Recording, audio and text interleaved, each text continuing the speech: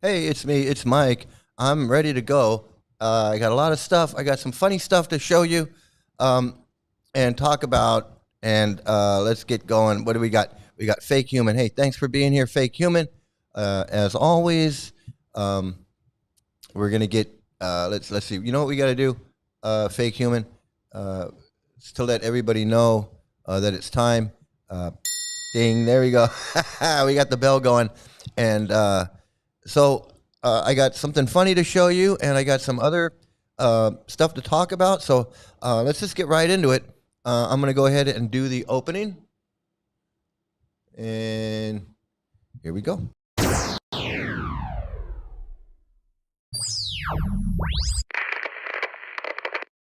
Hello? Hello.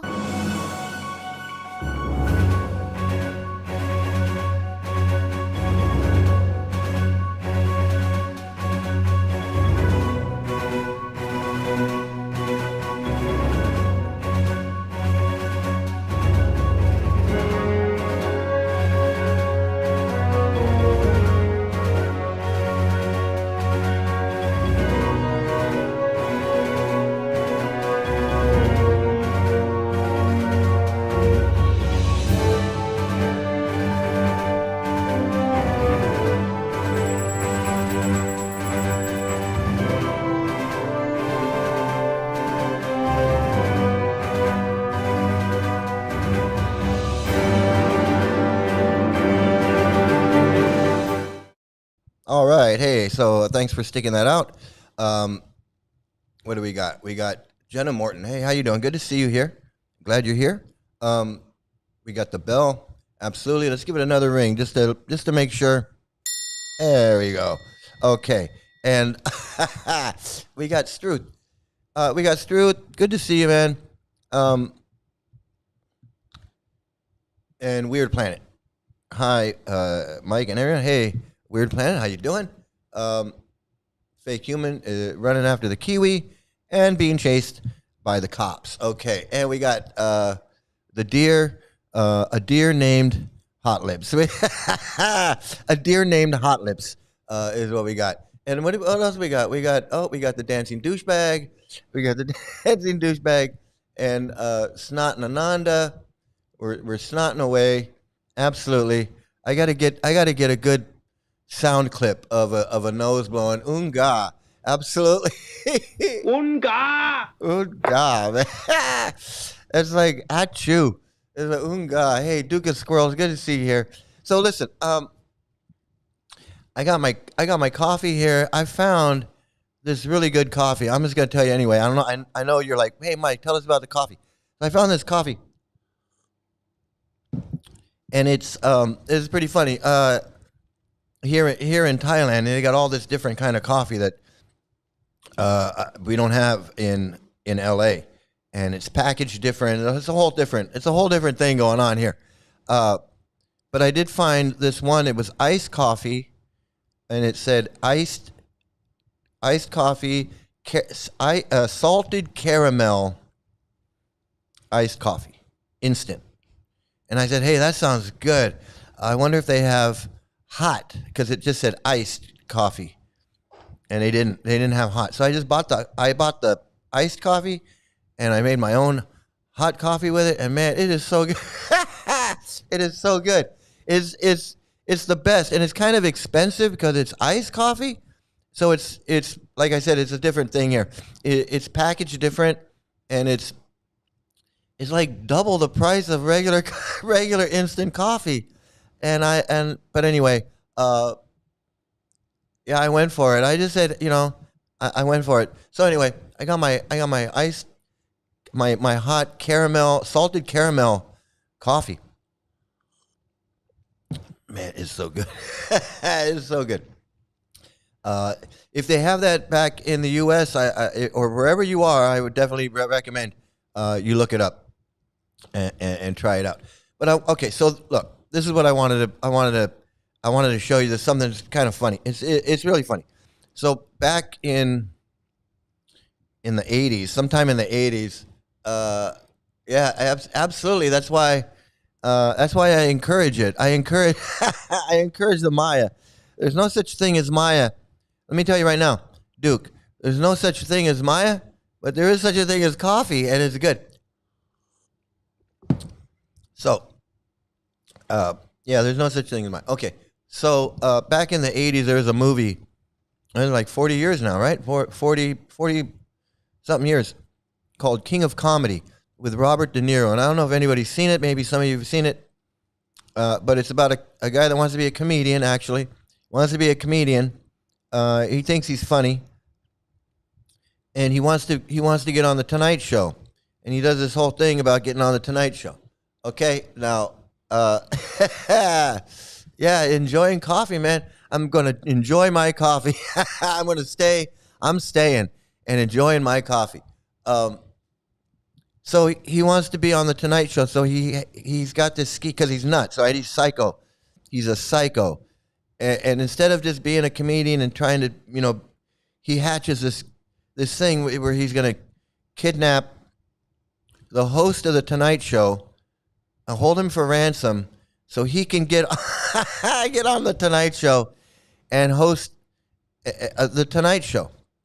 And so there's one scene where they show him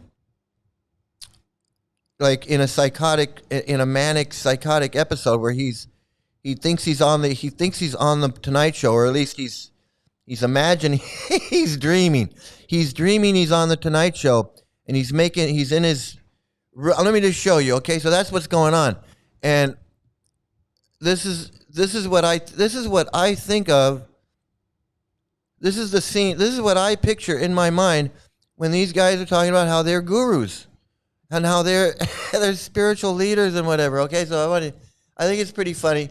I've been meaning to show this for a couple nights, and it disappeared, and I totally forgot about it. If you've seen it, you're probably gonna like it. If you've never seen it, I think you're gonna like it. But here we go.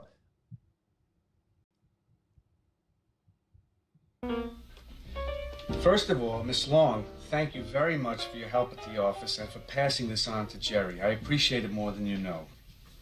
Now, Jerry, before I begin, I just want to thank you for listening to this material and for the opportunity you've given me. Lots of people think that guys like you, people who've made it, lose their feeling for struggling young talents such as myself. But now I know from experience that those people are just cynics embittered by their own failure. I know, Jerry, that you are as human as the rest of us, if not more so. Oh, well, I guess there's no point going on about it. You know how I feel. So let's get on with the show, The Best of Rupert Pupkin. Jerry, I've sketched out this little outline in order to save you a little bit of time, okay? It's a little introduction. So close your eyes and imagine it's exactly 6 o'clock. You're standing in the wings, and we hear Lou Brown and the orchestra strike up your theme song. And now, from New York, it's the Jerry Langford Show, with Jerry's guests, Richard Pryor, Ben Gazzara, Elizabeth Ashley, Carol Burnett, And the comedy find of the year, making his television debut, Rupert Pupkin, the new king of comedy. Rupert! Are you crazy? Say What's hello the matter to with you? Jerry. Ah, Come on, people Mom. are sleeping. Lower it. Oh. What's the matter with you? Mom! Take it easy. Lower it. I'm not going to lower it. I have to do this now. I don't mind you playing it, but lower it. Now, you come on, Jerry, and you do your monologue, and then when the time comes, this is how I see you introducing me. You could say something like this. Will you please give your warmest welcome to the newest king of comedy, Rupert Pupkin. Good evening, ladies and gentlemen. My name is Rupert Pupkin. I was born in Clifton, New Jersey, which was not at that time a federal offense. That's these gurus. They're insane. They're insane. They want to be the superstar. They want to be the head guy. All of them. Every single one. And when this guy when this douchebag says I had a dream, what does he say? What does he say? Where is he? If he didn't have that dream, I did. That's him. That's him right here, dreaming. Dreaming he's in front of a big crowd of people. Dreaming he's on the Tonight Show. Just a fucking big dreamer. He's just a big dreamer, and they all are. And the only reason that they're anything, Jayapataka, Hridayananda, Indra Yumna, all of these guys, is because they lie and they cheat. And that's part of bhakti-yoga, is lying and cheating people. Lying and cheating people is what this whole bhakti-yoga bullshit is about. It's about people like this who are psychotic, think they're a god man, think they're in control of all of this, whatever. They think they're building temples and running people's lives and distributing books and doing whatever. And it's friggin' insane. With the guru paloozing around or loser paloozing around, whatever you want to call it, thinking they're saving the world with their videos of themselves chanting the holy name. Like there's a holy name. There's no such thing as a holy name. Okay, I'm not you're gonna gaslight me into believing that if I'm reading a book, one of Prabhupada's stupid books, that I'm somehow chanting the holy. There's no fucking holy name. Don't gaslight me. Oh, when they see a book or they see Prabhupada's picture or they hear you read a text or whatever, that's devotional. There ain't no fucking devotional service. It doesn't exist. There's only your friggin' manipulation and gaslighting and your lies and your cheating. There's no such thing as devotional service.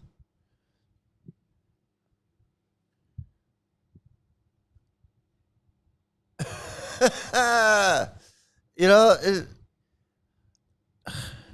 and I'm going to tell you right now, it goes back to the very beginning. This shit is based on lies and cheaters.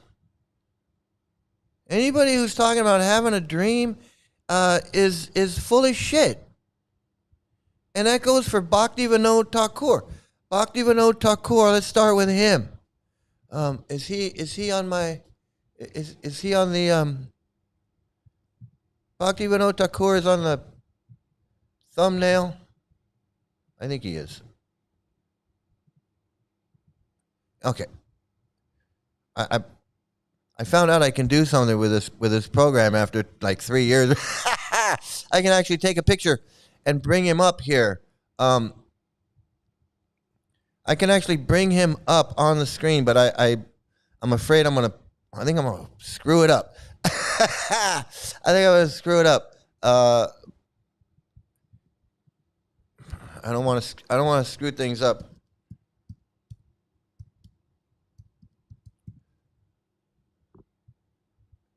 But let me see. Let me see if I can.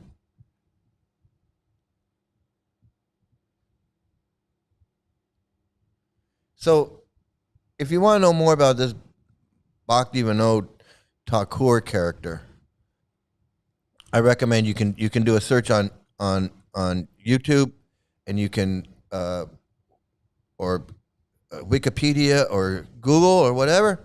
You can find out the truth about him. But here's a video that's on YouTube. Welcome. Namaste Guru Devaya Sarvasiddhi Pradajine Sarvamagala Rupa. Who I had a nice friend. So he's talking about this master guy. of Kedarnath Datta, Bhaktivinoda Thakur, born 3 Shravan 1850. Bipin Bihari was 12 years Bhaktivinoda's junior. He was born in the family of Goswami whose... So you can find out the truth about this guy. This guy was a big faker and a cheater and a liar. And he plagiarized books. I believe that he actually wrote some books and passed them off as books written by other people. And he discovered them, or he discovered them, or I don't know. I don't know what he went and said he discovered the birthplace of Chaitanya Mahaprabhu, but that's all bullshit. He is nothing but a bullshitter. And he was never any fucking pure devotee. I don't even know if he was initiated by the person that he says he was initiated by. That's what I'm saying. These guys are all liars and cheaters. It's all bullshit. And I'm being serious as I can be. When you step outside of this ISKCON bullshit and their gaslighting and their manipulation and their coercion and their Yamadutas and their Vaishnav apparat, and you get your brain back to reality, and you're not stuck in their friggin' weird ass world of shame and blame and guilt and apparat and offenses and this and that and the mad elephant offense and the garden snake offense and the flying monkey offense and the oyster offense and whatever fucking else offense they can dream up. And then when you can shed yourself of all that bullshit and you want to look at this stuff for real, and then you'll be open to hear what people have to say, the truth about these friggin' people. Many articles by Bipin Bihari appear there, as well as his translation of Vishnu Sahasranam in January 1886. He arranged for his disciple to be given the title Bhakti-Vinod in Bhagnapada itself in a ceremony at the Baladev Krishna temple. Bhakti-Vinod mentions his spiritual master's name in several places in his own writings to offer him respect. So anyway, I'm not gonna. To me, I don't need to listen to this guy. I already know the guy's a fraud and a fake. I mean, he's trying to convince people that are in this world of Vaishnavism that he's trying to say, hey, these guys are fakes and frauds. I already know that. I don't need to be convinced. But that's basically it.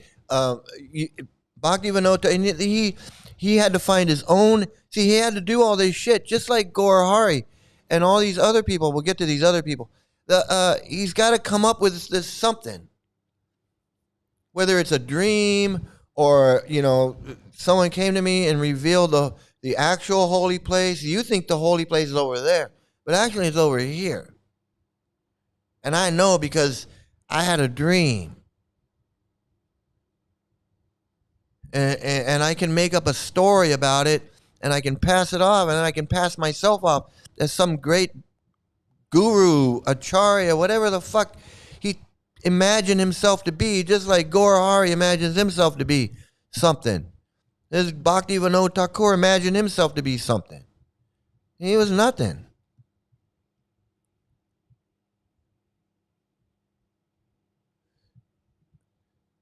Gaurasnati wants to be the highest guru in the world. Well, he already thinks he is. It's not that he wants to be. It's not that he wants to be. He already thinks he is. That's why I'm saying he's psychotic, man. He's not like he's not normal like you and I, and would go, well, I got to do all. If I want to be a religious leader and a spiritual master, I got a lot to do to get there. And not easy. That's not an easy thing to do. But Gaurasnati, he's not like you and me. He's narcissistic. He's got a lot of mental problems.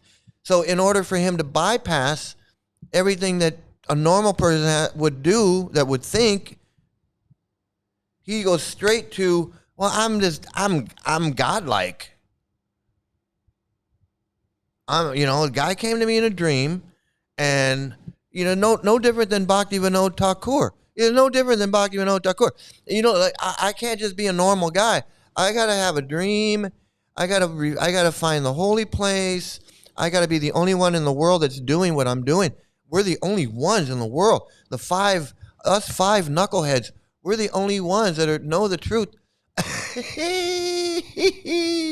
It's so stupid.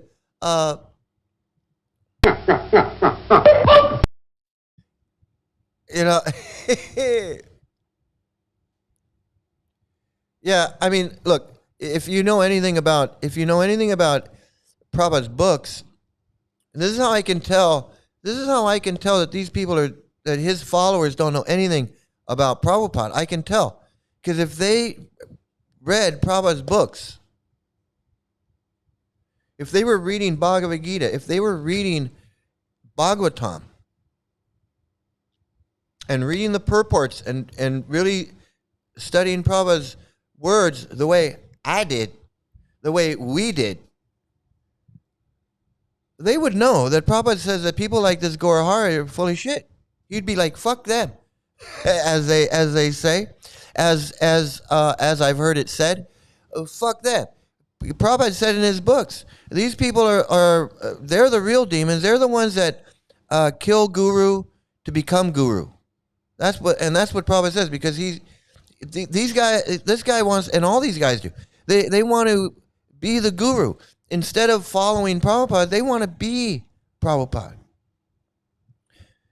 And since Gaurahari's got zero connection to anything, then he's got to dream it. He's got to have a dream. He's got to have a dream. Gaura was just mocking knitting cult lady for having purple hair and being stuck in lower consciousness realms. Yeah, of course, he decides who's in the lower consciousness because he's the consciousness manager. He's Gaurahari. He's the head guy on the planet. He decides who's a guru. He decides who's a devotee. He decides who's a demon. He decides who's not a demon. He decides what level consciousness you have. He decides what level vibe you have, whether you're a high vibe or a low vibe, whether you're high consciousness or lower consciousness or him alone. He's like this pod guy. And this is the disease. This is the psychosis. They decide who is what, where, when, how, and only them. They decide.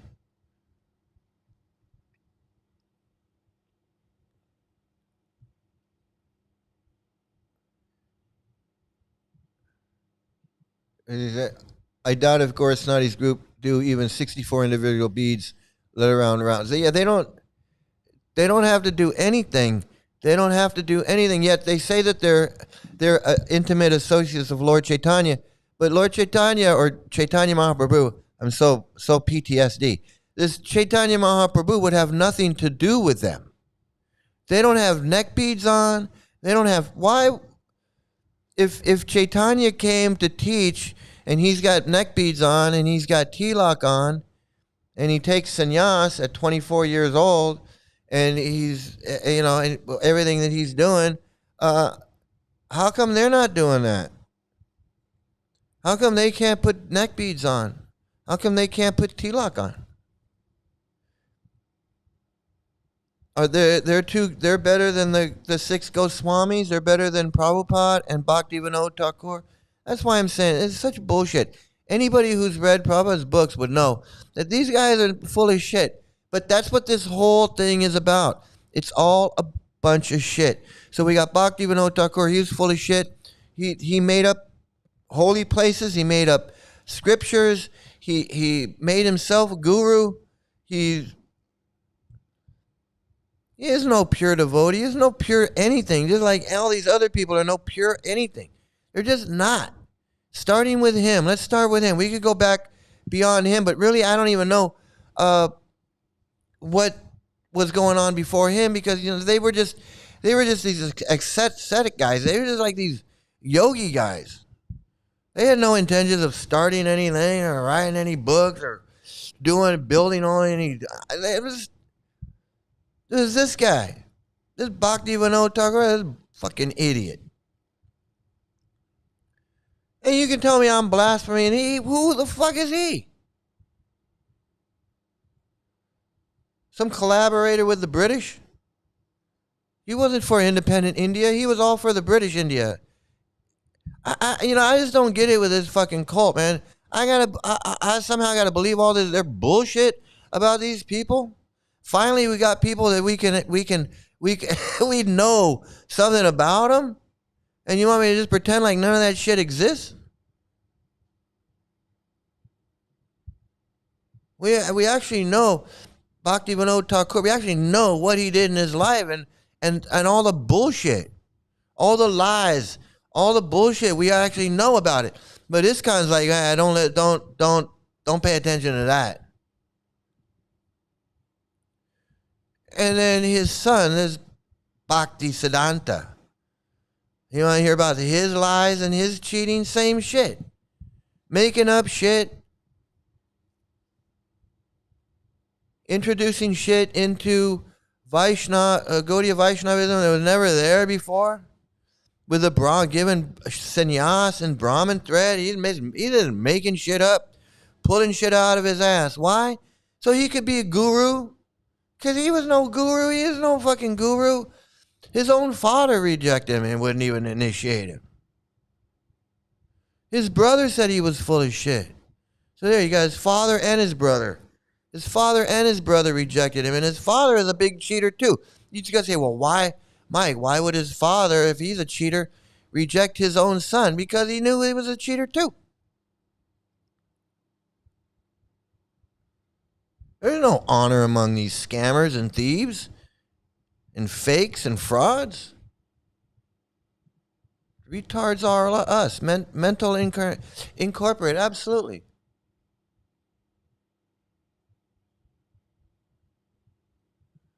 That black marker looks even worse than the basic version. I know.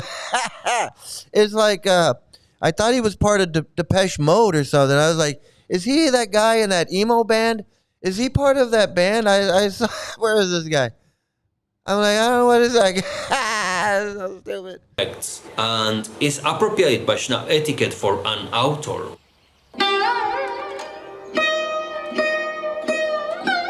The two. Like, I don't even know. I don't even know all the bullshit. I couldn't even tell you all the bullshit because I don't care. I don't need to discover all the bullshit. I already know it's bullshit. But if you want to find out exactly what I'm talking about, you can look it up. It's easy to find. I mean, back when I was in the Hare Krishnas, there was no place to find this stuff. There was no internet. And even though there was an internet, internet was starting out. There was nothing on the internet. Now, the whole world on it. I mean, you can find everything. And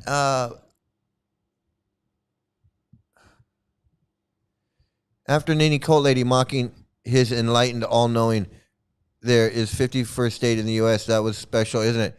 I don't know, 51st state. I don't know what that means. There's 51 state. I don't know. But it's funny, though. But think if wrote a book, all the editing needed, Noodle can fix all the dumb shit. He says he can't write a book because he can't even read a book. He doesn't have the vocabulary to write a book that anybody would want to read.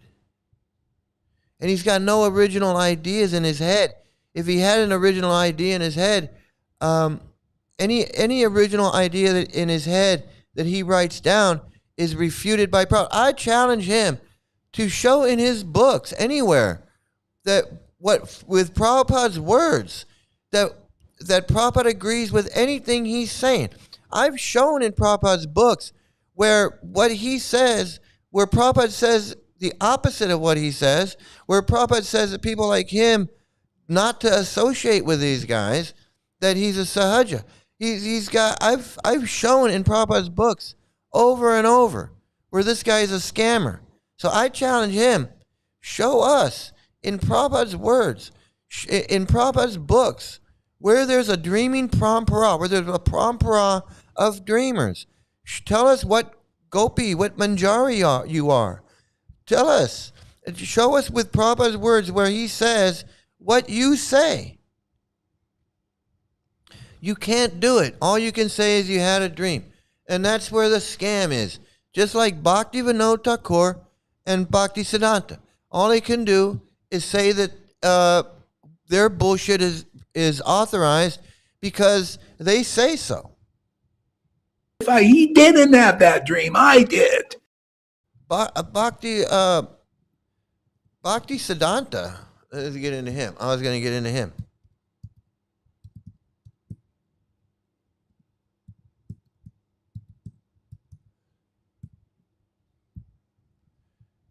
This is another friggin' cheater. There's another friggin' cheating. This guy, look. He was the most he was the most scammingest, lyingest, cheatingest. He's just making shit up. I'm telling you, if you research him and his bullshit, you'll find out that he took initiation from a photograph, from a painting or a photograph. He never got no order to be a guru. He never got no proper initiation into the parampara to be a guru. He's no guru. He's just making shit up, just like his father, like son. Two big scammers. That's why I'm saying this scamming and this bhakti-yoga bullshit, that's the name of the game. Scam, dream. Initiate in front of a photograph and say that I'm the disciple of this dead guy that I never met, that never initiated me. I just sat in front of a picture like Gorasnati. He just has a dream. It's so fucking stupid. I can't believe anybody would believe that shit. And Bhaktisiddhanta is the same way. This guy's the same way. He sat down in front of a photograph or a painting of some dead person and initiated himself as a disciple of somebody. I mean, come on, man. Tell me that ain't a scammer and a cheater.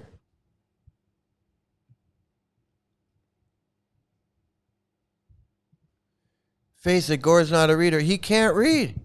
He can't read. If you listen to him read, you can tell he reads like a seventh grade level. He's like barely able to put the words together. It's like he can read the words, but he doesn't know how to read with any kind of emotion or any kind of, I don't know, syntax or any kind of way of words. He reads them like a fifth grader. He's just reading the words. He's just reading the words. He doesn't read it like, maybe he reads this. He's like, was the most. He doesn't read it like was the most. He doesn't read it like that. He wouldn't say was the most. We read it like a phrase, was the most. Gorasnati, he reads it like was the most because he can't read. And that's what I'm talking about. It's exactly what I'm talking about. Yeah, he knows he can read the words. He knows the alphabet, but he doesn't know how to read.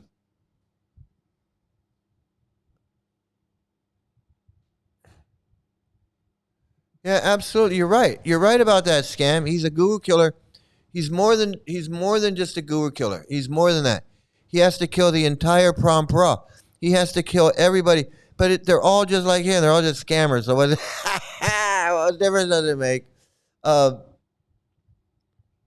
Yeah, like Duffman. Like Duffman. He can do anything.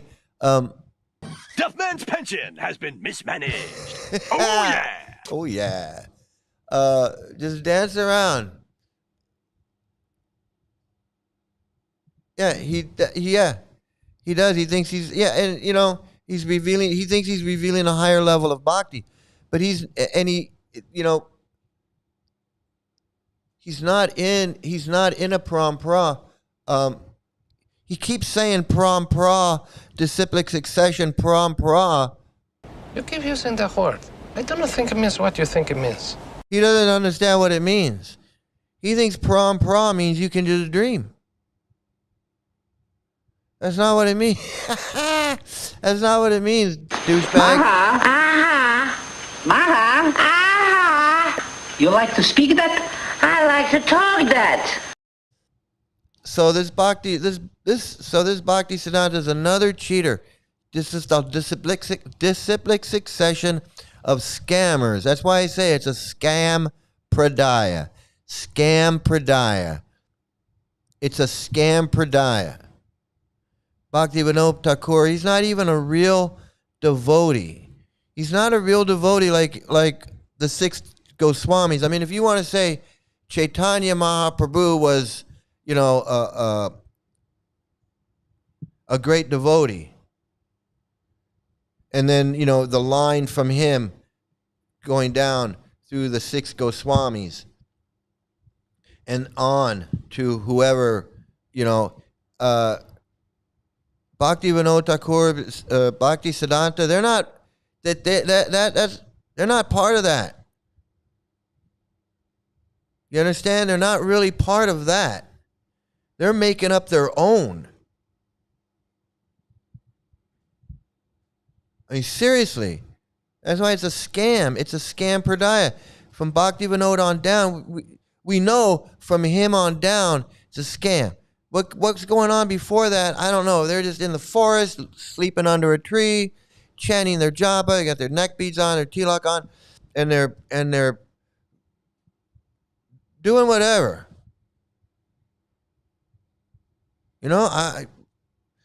They weren't into child marriage.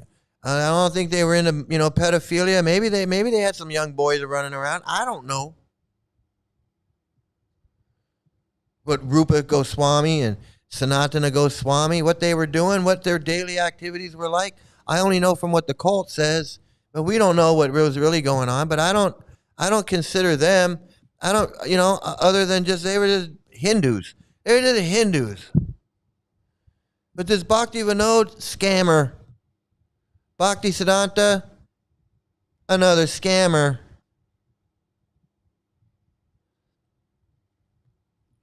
Prabhupada, big time scammer.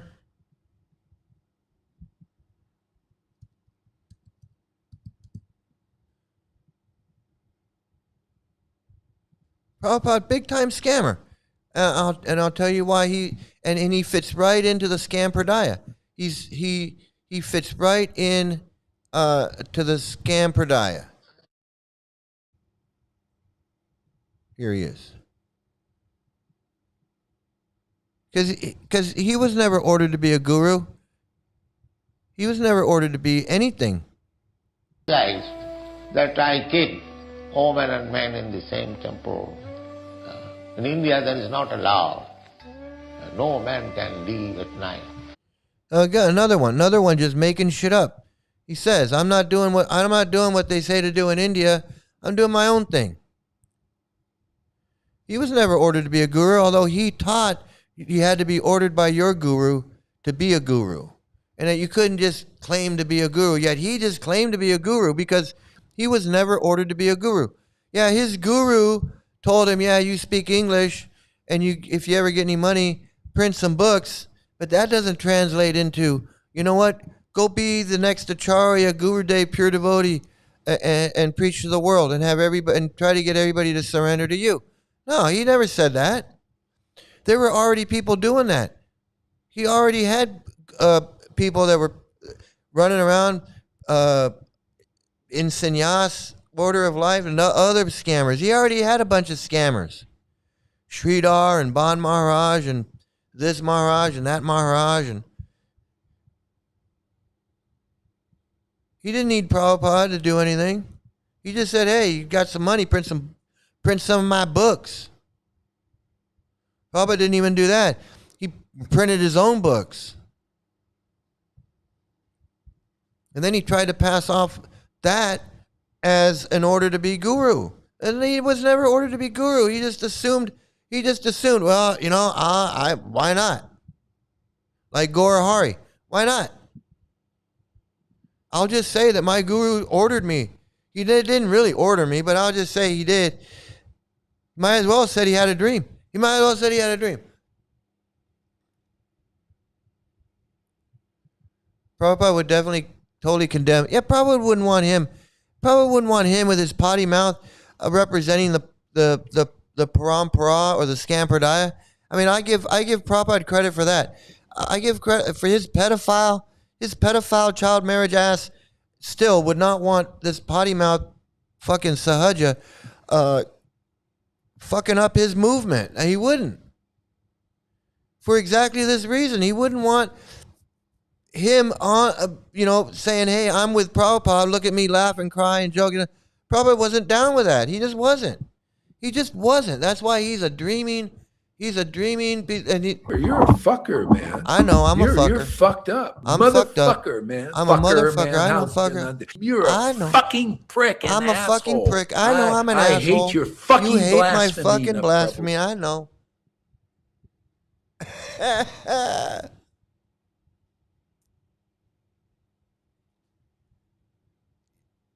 Yeah, there's a lot, there's a lot of things you can do. There's a lot of things you can do. And if whatever, I say don't become Ted Bundy just because there's a lot of things you can do. I don't say go on a killing spree.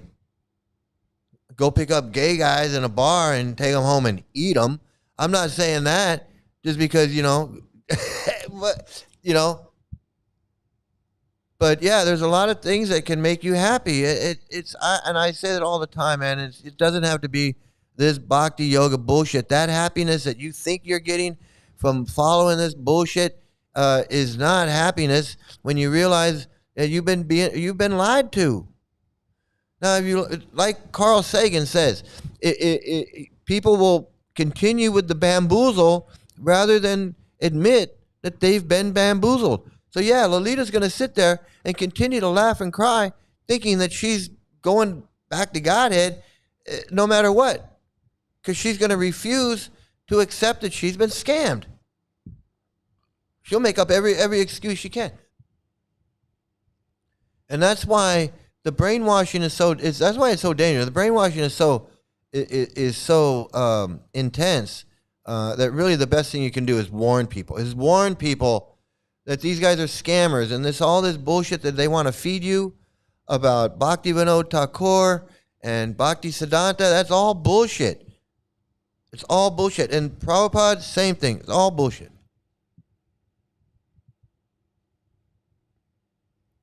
He can't do that. Gaurav not even needs to go to an ISKCON temple and scrub some pots and pans in Krishna's kitchen.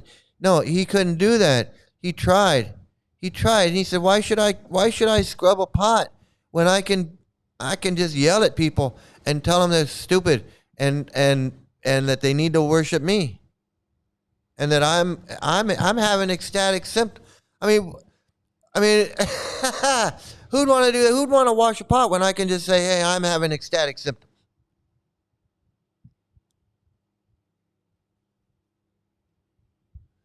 Yeah, one bird and one bird brain. That's what I say. There's two birds. There's two birds, a bird and a bird brain. And Gaurahari's the bird brain. And Krishna's looking at him like, the fuck is wrong with you? It's like, what the fuck is wrong with you?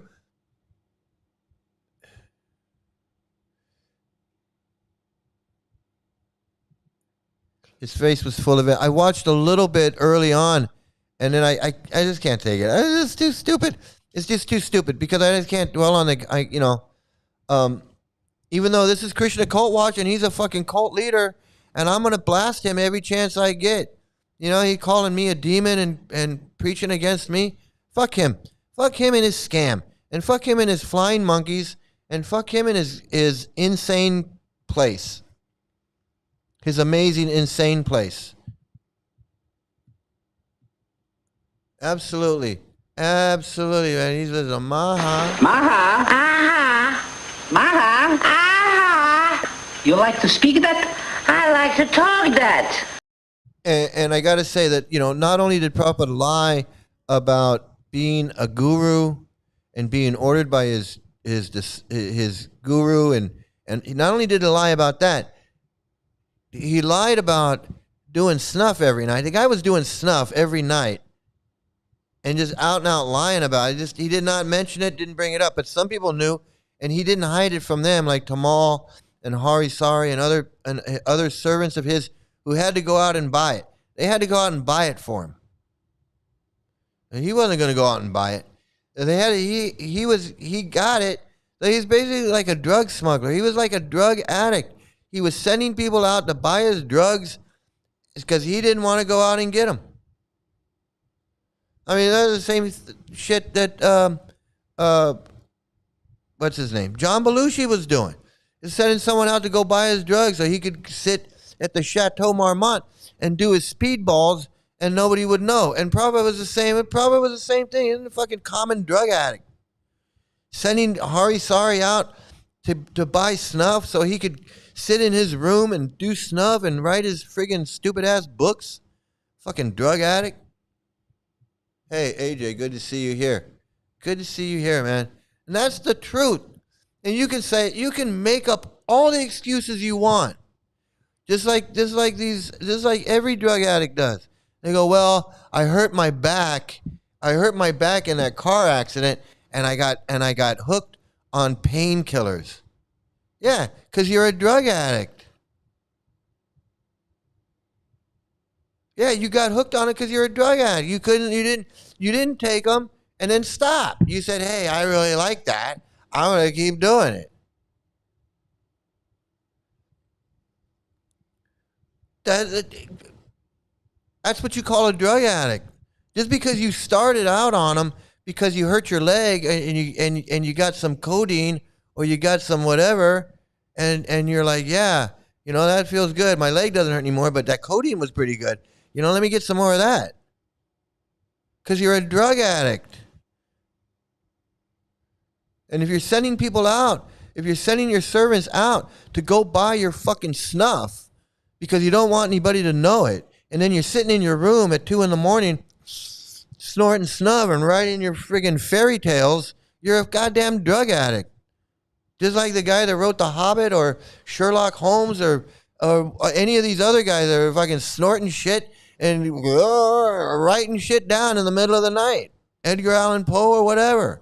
A fucking common ass drug addict. Just because you're writing. I swear to God, man, this is the truth.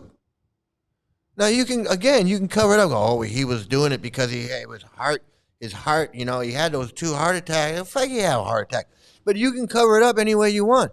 It's like all these celebrities that died from drug overdose. Well, he Prince or whatever, he was in a bike accident, or he was bad back from years of touring or whatever, and he got this and he got that because he was a drug addict. Not everybody that has a bad back becomes a drug addict. Not everybody that gets bronchitis or pneumonia and they're taking cough syrup or whatever, or painkiller or whatever, they don't all keep taking it after they're better. They stop. People that need to take Xanax or Valium because of whatever they're going through. And then they stop when they're done. And they're like, okay, I'm off it. Or some people take them and they go, I don't want to get hooked on this stuff. Because they're not a drug addict. They're like, I don't want to get hooked on this. I don't want to take too much. I don't want to, how much should I don't know.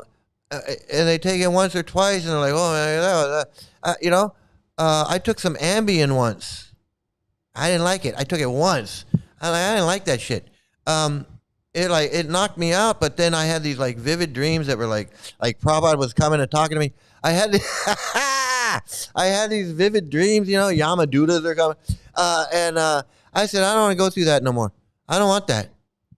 They weren't nightmares. It wasn't like nightmares. It was just like, man, it was like these 3D, it was like these 3D Pixar adventures that I would go on. And I was like, no, I'm done. I'd wake up tired. I was like, I don't know what I was doing. I was like swimming and I was fighting a whale. And then, then the spaceship, I was tired. I woke up tired. Oh man. But that's what I'm saying. It's like some people take that shit and they're like, oh, I'm just going to keep taking it because it was fun because you're a drug addict. No, Prabhupada didn't need to take snuff. That's all bullshit. I'm telling you. Hey, I'm sorry. I'm trying to get caught up. Hey, Tim, how you doing? Good to see you here. AJ, good to see you here. If I didn't already, I was ranting and raving, and I was ranting and raving. It felt good. It felt good to rant and rave. Maha, aha, Maha, aha. You like to speak that? I like to talk that. I think Hot Lips would have some sort of mental crash if she just took 3 days off. She wouldn't know what to do. I know it would be. I remember when I was heavy duty in it, there was no time off. There was no time away. There was no time off. There was no time. There was no. And that's weird when I think about it. Like now, it's like, like I do this show, I do this stream, and I get it ready, and I do a little bit of research, and then I go do other stuff. It's like this is not, they do like. He does his show, then Lolita does her show, then they watch my show, and then they're, I don't know what else, I don't know what they do in their day, but I'm sure it's just a constant Krishna, I don't know, weird ass preaching, I don't know what, but I remember when I was a devotee, there was no time off. It was like I was constantly in this anxiety that I'm not doing enough service, I'm not chanting enough. I mean, there's always chanting to do. There's definitely always service to do. I mean, God, I can't even imagine. I can't even imagine my life if I was to be like, when I think back on my life before, even when I was working and I was Yashodananda doing the Hare Krishna Society and all that, I can't even imagine. I can't believe I was doing that. Like my whole time, every moment of my life was just taken up with this Krishna bullshit. 20 years, man.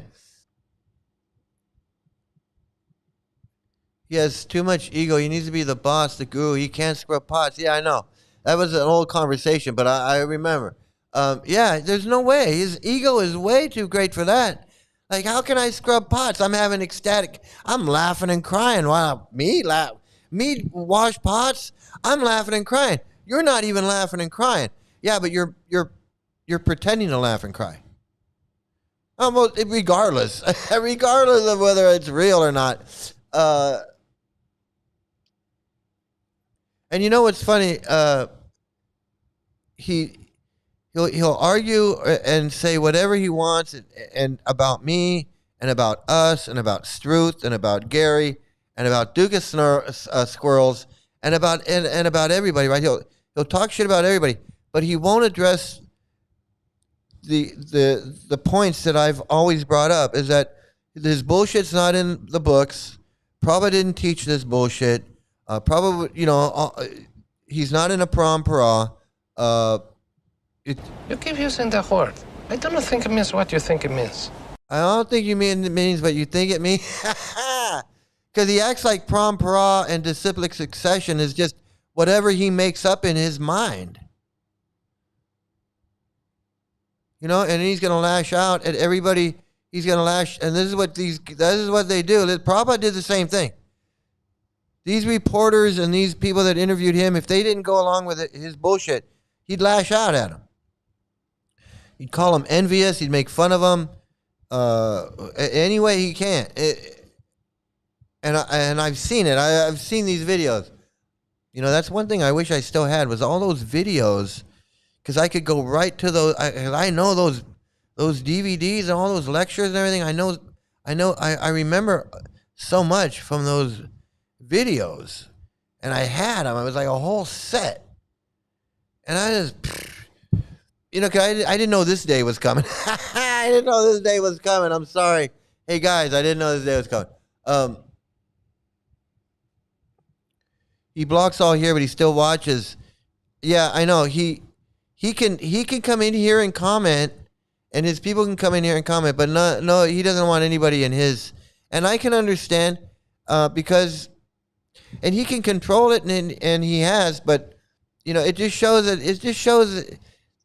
his duplicity. He's the one who's misrepresenting. He's the one that's lying. He's the one that's doing all the things that he accuses me of doing. And that's his hook to get his monkeys following unsaintly means. I know. That's why they, he's teaching them to be assholes. He really is.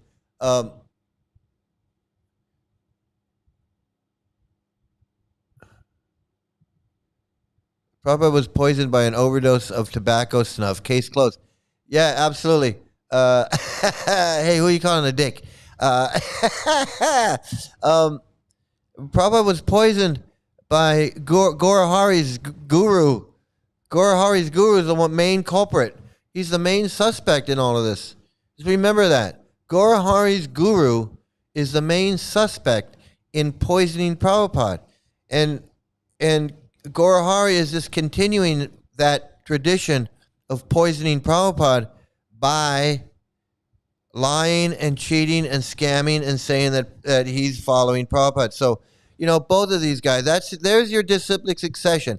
You got a disciplic succession of two guys that wanted to kill Prabhupada. Tamal literally wanted to kill Prabhupada, and Gaurasnati is killing Prabhupada every day with his preaching. And that's the truth. So there you go. Case closed by Mike Sandoval. Mike Sandoval figured it out. Gaurahari and Tamal Krishna killed Prabhupada and continue to kill Prabhupada to this day. And so does Lalita and Fat Freddy. He's got a whole disciplic succession of Prabhupada murderers. And that's who they really are. They're people that want to, and that's what Prabhupada says in his books. He says, kill Guru and become Guru. And that's what he says that these Gaurahari, these Gaurasnati people are. That's what Prabhupada says in his books. I've shown it, I've read it, and he can't deny it. He can't deny that Prabhupada says it. So what does he say? Well, Prabhupada came to me in a dream. Hare Krishna cult leaders justify their deceptive, harmful actions by portraying outsiders as corrupt, blasphemous enemies to legitimize their control and their actions. Absolutely, Tim. You hit the nail on the head. And that comes to our next scammer. Our next scammer. So Prabhupada was a scammer with his order to be a guru. Bhakti Vinod, Bhakti Siddhanta, Prabhupada. And now we get to the next one in this scampradaya of scammers, liars, cheaters, pedophiles, murderers. And this guy's seeing a resurgence. So Gaurasnati should be glorifying this guy because he actually initiated him into his scampradaya. He should actually be glorifying this Tamal Krishna rather than talking shit about him. Hare Krishna, Krishna, Krishna, Hare Ram, Hare. Hare Krishna, Krishna, Krishna, Hare Ram, Ram. This douchebag. This is Gaurasnati's guru. This is who Gaurasnati thought was a pure devotee. Gaurasnati thought that this guy was a pure devotee and that he should take initiation from him. That's the judgment. That's the judgment of this dreamer. Now we all were part of the cult and we all made mistakes, including me, and I own up to it. I was Yashoda's right-hand man, and I was initiated on behalf of Prabhupada. So I was a Ritvik disciple of this pedophile, this Prabhupada, pedo fraud, whatever you want to call him. I was a disciple of. I accepted him as my life and soul, my guru Maharaj. He was my Maha Aha. Maha Aha. Maha Aha. You like to speak that? I like to talk that.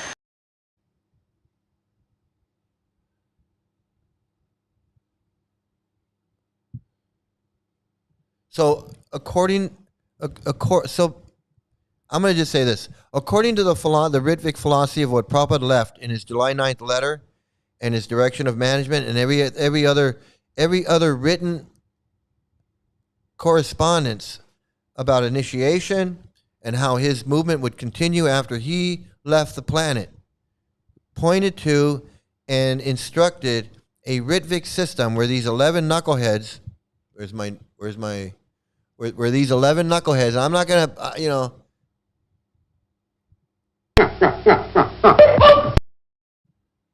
he wanted these 11 knuckleheads to initiate on his behalf because he didn't trust them. They weren't pure. He knew they weren't pure. He knew they were cosplaying, and they were selling his books and bringing people in, and they were useful idiots for him. That's all they were. They were useful idiots for Prabhupada. He was smart enough to know that. And so he made them what he made them. He made them these gurus, these Ritvik. So according to Prabhupada, now I'm not making this up. According to Prabhupada, everybody would be a disciple of Prabhupada, whether it was Ritvik or directly his disciple. Prabhupada didn't make any distinction between that. Because in the July 9th letter, he said, from henceforth, these will be my disciples. They'll be my disciples. You're accepting them on my behalf. So I would be the same. I would be the god brother of this knucklehead. I would be Yashoda Nandan's god brother. I would be Tamal Krishna's god brother. According to what Prabhupada wanted, we're all his disciples, every one of us. He never authorized these guys to be gurus. So Gaurahari was never authorized to take initiation from this Tamal, because Tamal was never authorized to be a guru. So Gaurahari is not in a sampradaya. I am, according to Prabhupada's teachings, according to Prabhupada's directives and correspondence, his letters, the GBC, everything that Prabhupada put in writing, the conversations that he had, everything that he said points to these Ritvik guys being gurus, not them becoming gurus. So this guy is lying too. Not only did he try to poison Prabhupada, but he's lying about him being a guru. He's lying about everything. He ain't no pure devotee. He was never any pure devotee. He was no anything.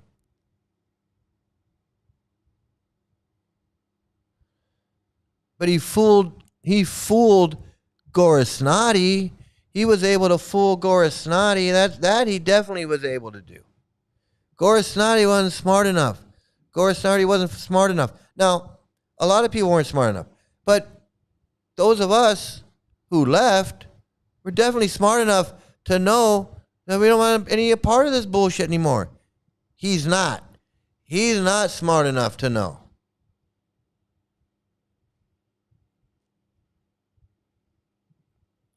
Addicted to opioids. Yeah, I mean, addicted to everything.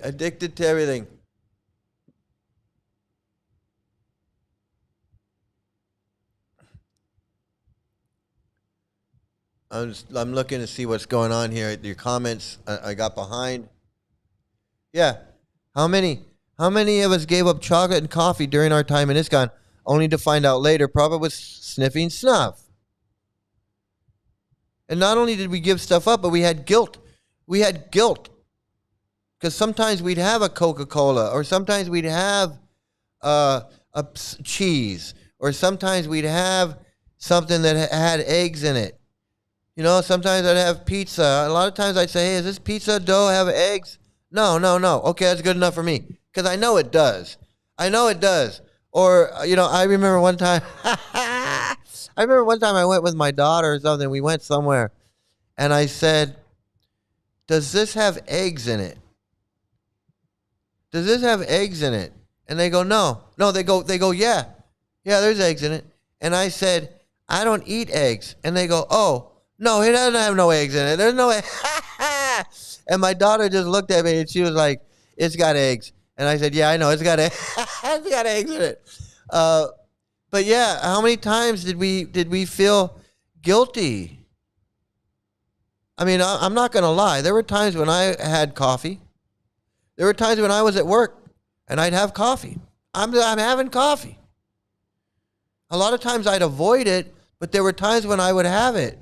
And I so much chocolate I did not have because it was chocolate, and I was just like, I'm not supposed to have chocolate, even though I wanted it. And every now and then I'd have a piece of chocolate, and I'd feel guilty. I'd be like, I'm not supposed to have chocolate. And then to find out that this guy's snorting snuff, like he's like a common drug addict. He's got people going out and buying it for him, and then taking it back and doing it in private and writing his books like he's like a common fucking drug addict.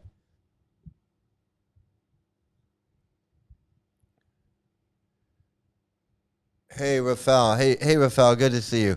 I brought you up earlier, but I don't remember why. The whole coffee thing seems dumb.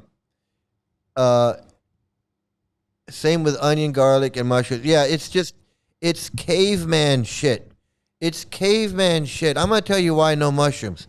Because back 1,000 years ago, if you ate the wrong mushroom, you could die. And they didn't want to take any chances eating mushrooms. So they're like, don't eat no mushrooms. We don't want to die. But you know what? We figured out which ones you can eat, which ones you can't eat, which ones make you, and which ones don't. And we're pretty good on that. Now, some people go out and they try to pick their own. And you see what happens. You see what happens, Larry? You see what happens? Some people go out and try to pick their own. A lot of, most of the time they're good, but every now and then, Unga! What happens? So that's why there's no mushrooms. I'm gonna tell you right now. That's why. Because 1,000 years ago they didn't know. Okay.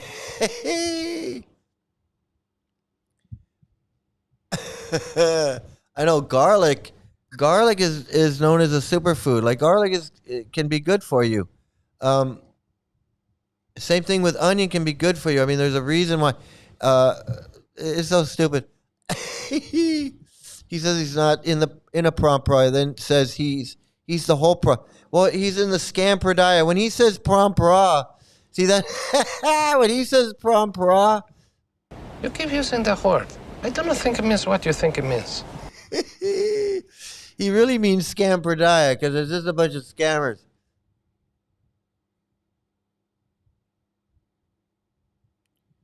Guru says he's actually finishing Prabhupada. Well, Prabhupada doesn't say that. He doesn't say that I'm going to come to somebody in a dream and then they're going to finish my work. Prabhupada doesn't say that. Prabhupada said my work is finished. He says if you read my books and chant Hare Krishna and you'll go back to Godhead. He doesn't say He doesn't say my work's not finished.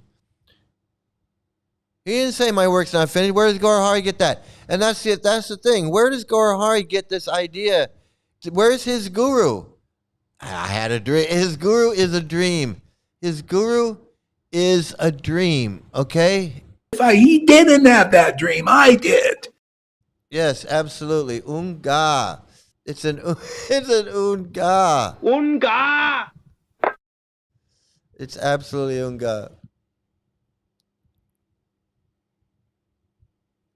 Yeah, that's what it is. It's a succession because that's all he's good for.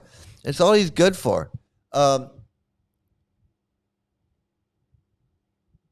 Yeah, I didn't see him in his thing. I didn't want to look at him when he was alive. Why would I want to look at him when he was dead? But anyway, Prabhupada says it's very inauspicious to die in a car crash. He said pure devotees don't die like that. But Prabhupada's an idiot. So what can you say? What can you say? Hot Lips doing the sucking on Gorasnati. To her, the sun shines out of his rear end. Yeah, absolutely. Absolutely. I want somebody, I can't ask because they got me banned. But somebody should ask, what is she going to do when he leaves his body? What is she going to do? Is she going to be Guru Ma? Is she going to take over the Sangha? Is everybody going to be her disciple once he leaves? Is she going to be is he going to appear to her in a dream? It's so stupid. It's so stupid, man. It's so stupid.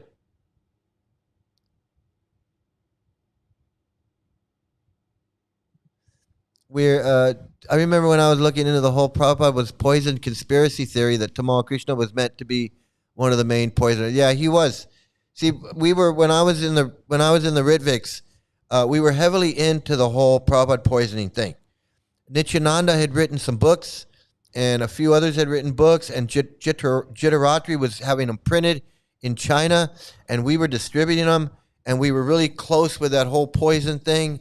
Yashodanandan and Paranjan and the whole Hare Krishna society. We were totally promoting the poison, the tapes, the everything. I read every poisoning book there was. I read the what was it called? Just I forget what it was called. There was Not That I Am Poison. There was a book called Not That I Am Poison. I think that was the ISKCON book. And then there was the one, then there were a couple ones that were like analyzed the tapes. And there was another one. There was like 2 or 3 of them. And we had a couple meetings there were meetings that I attended. So I was totally right in on the whole poisoning thing. But of course, that was a long time ago. That was 26 years ago. 27 years ago. Absolutely, Tim, you come up with you really have a way. You have a way with words. Prabhupada creating a spiritual narcissist factory. Yeah, it's a narco pedo factory. It's all his fault he taught them everything they know. He taught them everything they know, and they're still doing it to this day. Just following him, following in his footsteps. And you can have your own little mind control cult. And you can use Prabhupada's books, and you can dream, and you can fart, and you can do whatever you want and say, Prabhupada came to me in a fart, and now I'm a guru. And evidently, there's enough wackos out there that will be like, yeah, I smell it too. Yeah, I smell it. Yeah, Prabhupada came to you in a fart. Yeah, absolutely. So stupid. Never ever was needing initiation. Didn't want. They pressured, and I did. But now chant, but in solitude, no preaching or teaching. Yeah, I mean, if chanting relaxes you, makes you happy, man, I have nothing against it. And you can chant whatever. You can chant my name if you want. You can chant Sri Mukunda if you want. Or you can chant Taylor Swift. It doesn't matter if it makes you happy. But that's why I'm saying going and becoming a serial killer because it makes you happy. That's not what I'm saying.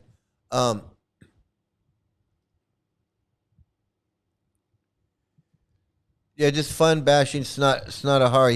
He sucks as some guru. Absolutely. He's evil. The way he treats people is evil. He's actually harming them. They don't realize it, but they're harming them in the same way that ISKCON harmed us. I mean, you think about it. Think about this now. Let's say tomorrow Lalita Ganga wakes up and goes, he really is kind of an asshole, and I am really forcing this laughing and crying. I am forcing it. Just like you can cry about anything. I mean, I can sit here and think about when I was a kid with my mom, my dad, and something really sentimental. And I can think about how much my mom was such a great woman and what things that she did for me as a child, and things that touched my heart that will make me cry. Okay, I'm Mexican, so I'm like that. Or think about my dad, things that he did for the family growing up, how hard he worked and slaved and whatever at his job for $5 an hour, which was like nothing. It was a lot, but it was nothing. Just to have the lights on and a car with gas in it, so we could get groceries and whatever. I can tear up and get sad. Think about my daughter back home. I can tear up and get sad. That's not hard. That's not a hard thing. People do it all the time. With snot and tears and everything. It doesn't mean you're having an ecstatic symptom. It doesn't mean you're having some relationship with the Lord. It doesn't mean you're on another level. And if I had, if I was on another level, every time I thought about something sentimental and I got like teary eyed or grabbed, frick, man, I'd be floating like a Hanuman above the clouds. It's so stupid. It's really friggin' stupid.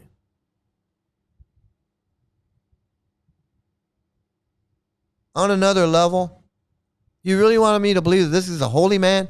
On another level? On another level of what? Stupidity? That guy was on another level. He was a spiritual master, could take sins, give liberation, salvation, and all this other bullshit. This guy, because Prabhupada said, in 1968 or 67, he went, and that made Tamal. That's like saying that Gorisnati had a dream. I mean, it's psychotic is what it is. It's psychotic. I go, to Tim Wallace. Hey, Tim, guess what? I'm going to make you God's associate. Okay, there you go, Tim. Now you're a pure devotee. You're the associate of the Lord, okay? Fucking, I mean, seriously. Seriously. Wake up, people. Wake up, people. Yeah, absolutely, man. Absolutely. Unga. Unga.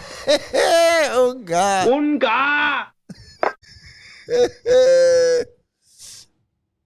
Fanatical, mental, and proud of it, man. I'm fanatical, I'm mental, and I'm proud, and I'm here, and I'm proud. You know, it's like mental illness pride.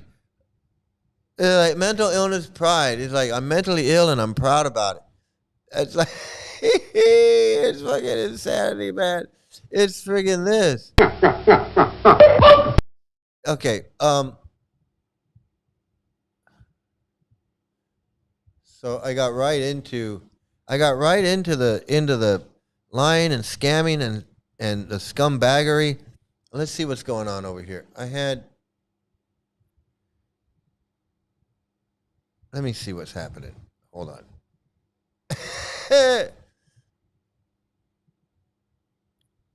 Oh, we got a live one, everybody. Let's take a look at the live one. Distorting or denying the truth by manipulating facts, rewriting history, or gaslighting followers to defend their actions. That's the name of the game. That is the name of the game. Just like Gora, this is like what? Hey Trey, hey Travis, good to see you. Prophet was an old man with organ failure, plus all that nicotine, salt, sugar overload, poison my ass. I agree with you, but you know what? I don't put it past them because these people are friggin' despicable.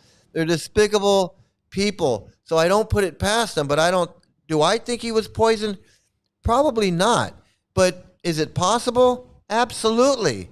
That's how I look at it. Is it possible? Absolutely, it's possible. Because I don't put it past them. They shot a guy in the head in his van.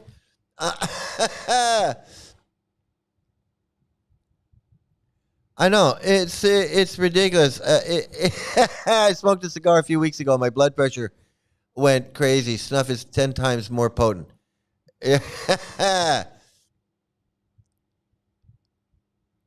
I know.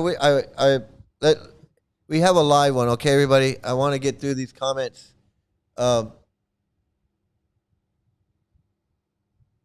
Here we go.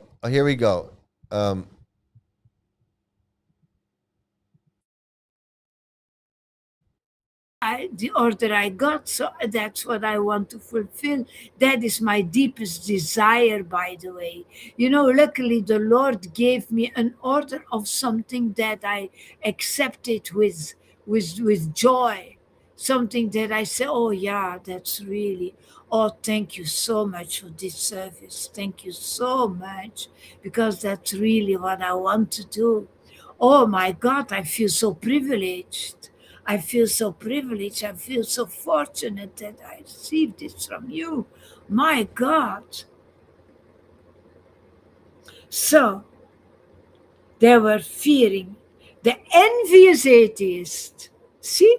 An atheist is envious, but they don't know that. They say, I don't need that bhakti, I don't want it. But deep inside, every soul wants it. But they are covered and covered and covered, and they don't want to do the effort. And especially, they don't want to surrender. They don't want to become a submissive listener. That's why they say, I don't want this. Then why are you envious? Then why are you chasing them? Why are you manhunt them? Why are you doing that if you don't want it? That is, it's envy, Mike. You don't know, and all your followers. And everybody who All of has us, been all of us, all of manhunt, us, everybody. ecstatic devotees, it's out of envy. We're envious. Envy. We want to yeah? be. We want to be like Envy, her. jealousy. We want to be. The envious atheists were siding with the Kazi. They commented, Hari's name should be chanted in the mind. See, how do they know that? They are. How did they know that? Hare Krishna, Hare Krishna.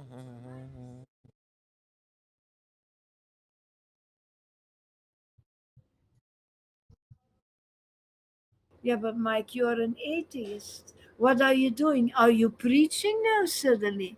Are you preaching the Vaidhi part? Do you have another message now suddenly? What is this? You cannot. She doesn't understand English. She watched me reading from the Bhagavad Gita, but she didn't know what I was doing. She doesn't understand. I mean, how stupid can you be, Lolita?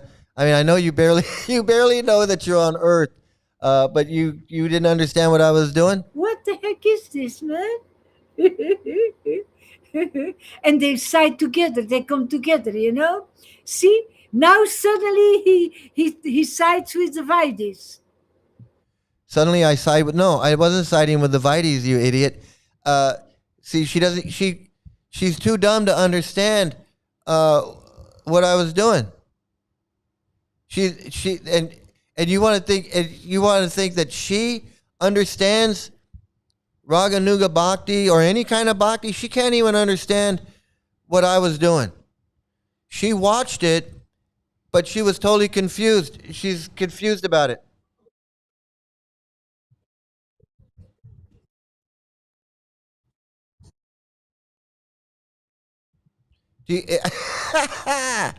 Let me hold on. I'm having a problem here.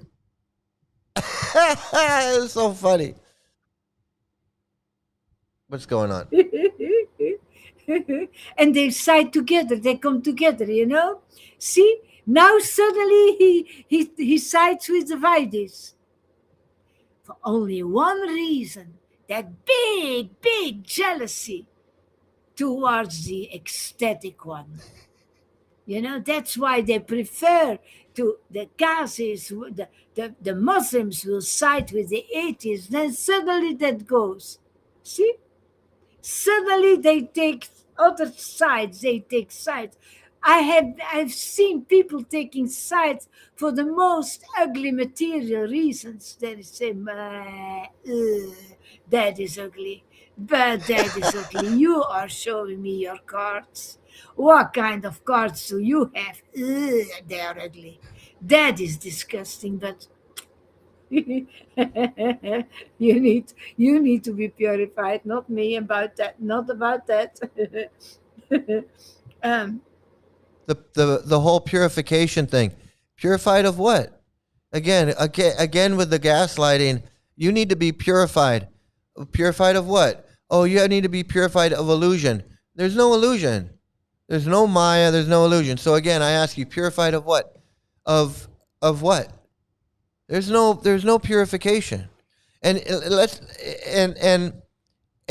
say for the sake of argument, there is something called purification, and let's say that it's real. Are you saying that you're purified? Is that what you're saying? Are you saying that you're purified and I'm not? Because when I see you going, fuck you, that leads me to believe that you and I are pretty much on the same level. You're no different than me. You sit there and go, fuck you, and you make up lies and you're worshiping some guy. You're actually on a lower level than me, because I don't do that. I wouldn't worship some douchebag, dancing douchebag. But what puts you on another level when you can sit there and go, fuck you to people when they come in and ask you a question? How does that make you liberated or salvation or purified? What kind of bullshit? What kind of bullshit is this? That their brains are so fucked up that this is what they believe. This is what they believe. This is the insanity of these people. Who are these people? Hari's name should be chanted in the mind. How do you know that, Mr. Atheist? Which scripture enjoins one to make a clamor in chanting Krishna's name for transgressing the Vedic injunctions? They have received a suitable punishment. Apparently, they have no fear of flouting the social norms. That Nimai Pandita, who acts so proudly, where did we hear that before? Where did I hear that before? That Guru Maharaj is a narcissist and that he's proud and that it's all about me, me, me, me, me. They say that, they repeat that over and over again. And then Lalita says, it's all about him, him, him, and me, me, me, and him, him, him, and me, me, me.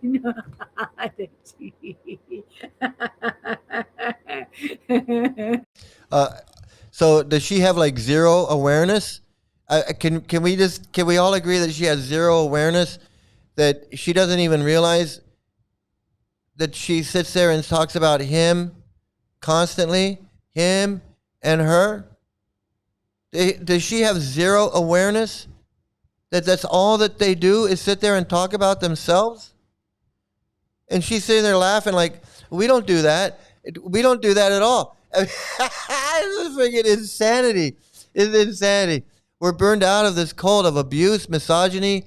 People like Lolita trying to manipulate us. People like Gorasnati trying to manipulate us with his gaslighting and his bullshit. We're tired of it. We've heard it. We've heard it all. We've heard it in other languages. We've watched videos about it. We've chanted about it. We've done it all. They don't get it. They think, oh, Vaidhi Bhakti. No, shut up with your Vaidhi Bhakti. Just shut up. You fucking dreaming friggin' idiot. Okay. Delusion upon delusion upon delusion. What the fuck is she blathering about? It's so funny, man. It is so funny. It's what in God's holy name are you blathering about? It's so funny and comical that I could keep watching. Narcissist, proud. How many years did I hear that? That this has been thrown to my face. While I always pointed the finger to my Guru Maharaj. While I always had the biggest joy by propagating this path. See, she just said, that's what I do. See, she's so mental. That's why I'm saying she barely even knows she's on planet Earth. She doesn't even realize that she's on planet Earth. She says one thing, I never glorify him, and then immediately she's glorified. I mean, this is so stupid. I can't even believe we're watching this. I can't even believe we're watching this. It's so funny. We're not atheists. We just don't believe in your dumb cult. I know she doesn't get it. Like, That doesn't make me an atheist. It's because I don't believe in your friggin' dreaming douchebag dancing fuck. It's so stupid. Yeah, she's basically preaching to herself is what she's doing. She's preaching to herself. Proud. Who says that I'm proud? The envious one. Always, always, Absolutely. You're absolutely right. Look at this. Nimai Pandita who acts so White trash lady preacher sitting around in a bra and panties just to please her Guru Maharaj, her dropout dancing douchebag. Yeah, she's got her lipstick on, she's got her hot lips on, and she's got her little halter top, and he can sit there and why. Maha, aha, Maha, aha. You like to speak that? I like to talk that. He want okay, but hey, I gotta. Look, he wants to criticize. He brought up the fact that I'm in Thailand and there might be some lady boys around or whatever, right? He's like that's a slur on me. He wants to act like I'm degraded because I'm in Thailand. Meanwhile, this is his disciple. This is his disciple in a little bikini top, with her hot lips, with her hot red lipstick on, and he can sit there and go, "Oh, look at my hot lips." He's sitting there look at my hot lips, man. And he wants to talk shit about me. I swear to God, this is the insanity. Is the whole world has the whole world got crazy. He's making fun of the way I laugh.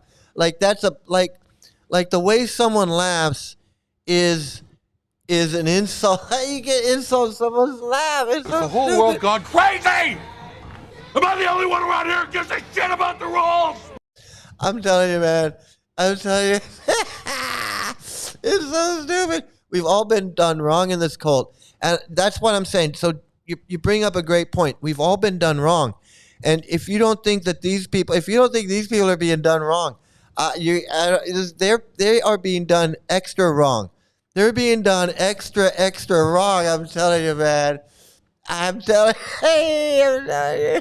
proudly will now be cowered by the Kazi. They want to cut you down.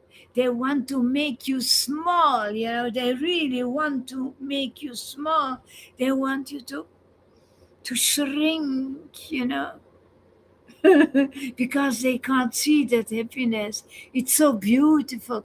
And there is such a big difference when I look at the Vaidis in the streets, the non-devotees, the wannabes, but non-devotees. When I see them, all kinds of kirtans in the street, with that choreography, with a lot, and that's not proud. Are you sure that is not proud? Dressed up like queens, and then, oh my God, and then that loud chanting, and that cling, cling, cling, bang, bang, bang, making noise, thinking that you need to make noise. Well, guys, you are, like Guru Maharaj says, only noise. You guys What in are God's only holy name are you noise. blathering about? There is no spirit. This is not Sankirtan. Sankirtan is giving the spirit, giving the vibrations with your voice, giving the vibrations with your face, giving the divinity, planting the divinity in the air, in the ether, and they have a troubled face, they are nervous. Look at Ramananda Raya from Radhadesh, how nervous he's doing that kirtan. It's to run away from. If you were not nervous, you will become nervous by his association, You will become like that. Oh my God. And he means it seriously. He really. And those guys are depressed. I know that he's depressed. I know that. Yeah. But they play the the happy one with a very forced face, you know. Hare Krishna, Krishna, Krishna. Oh my. Leave it, man. I get a headache. You're giving me a headache. Has the whole world gone crazy? Am I the only one around here who gives a shit about the rules? But when I saw my Guru Maharaj dancing in the streets of Ostende, because he turned me into a devotee, I was shouting. I became insane by seeing that, you know. That was powerful. That was and my body reacts by talking about it. That's something to be jealous of. Yeah. But I've never been jealous on him. On the contrary, I took advantage of him.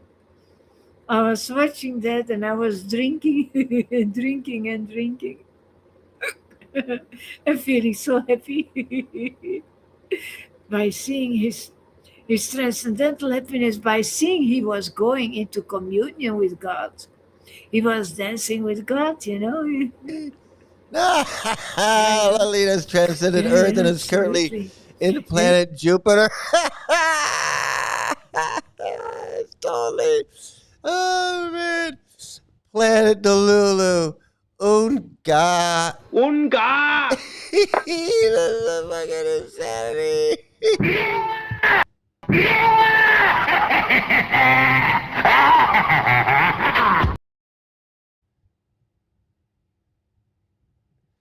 She's bonkers. Makes absolutely no sense. And, you know, I have no problem showing their preaching. I don't buy into the gaslighting that I'm, secondhand preaching their bullshit, because there's no sane person would listen to this crap. And I know that I get this on my channel. I have a better chance of a mental health professional seeing it. Cult experts and mental health professionals have a better chance of seeing this insanity on my channel than they're not going to go find him. But if they're interested in cults and they're interested in cult leaders and the experiences of ex-cult members, and they happen to find me and find us as 600 subscribers right now, the next couple of years probably have, hopefully another 600. Maybe someone will see this insanity. That's something to cherish. If you have seen that, it's something that you need to keep inside of you.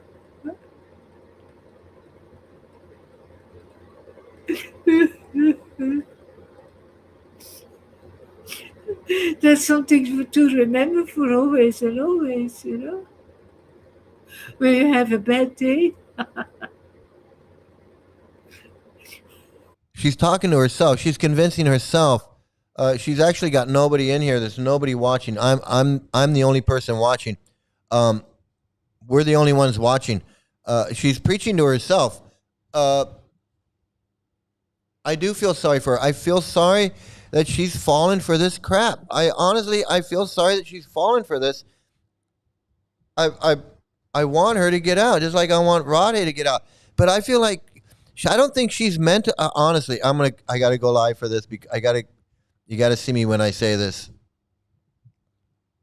You gotta see me when I say this. I don't think she can mentally take it. The reality that she's being used and manipulated, and all of this is bullshit. She can't take it. She couldn't take that reality. That reality would push her over the edge. That reality would push her over the edge. And that's why this cult is dangerous. I'm saying this cult is dangerous, if for that reason, that your mind gets so messed up that you take your own life because you can't deal with the real world. When you find out that you've been scammed, or when you find out that whatever, and you don't want Yamadutas to come and get you, so you drown so you drown yourself in a pond, or you set yourself on fire, or you end up in front of a firing squad in some African country that's in the middle of a civil war, or you end up with two bullets in your head, sleeping in your van on Watsika Avenue, or buried under a river in New Vrindavan, or your face smashed against a tree in Mayapur. You're in a fucking cab, fucking insane cab ride, and who knows what's going on, and you're some pure devotees, or you think you're invincible, and you end up dead in a cab ride because,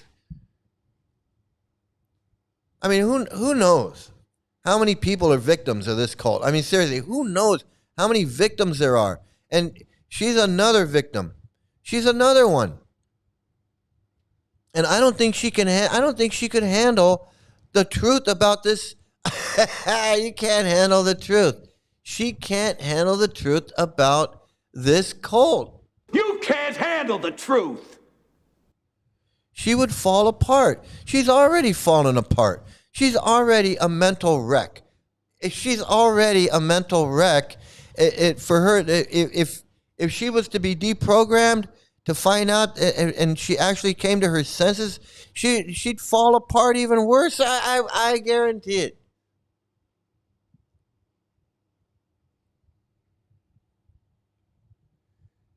Yeah, we can only feel sorry for her. She's blinded by who she knows or what, and she's got, and that, you know, and I got to get big for this too.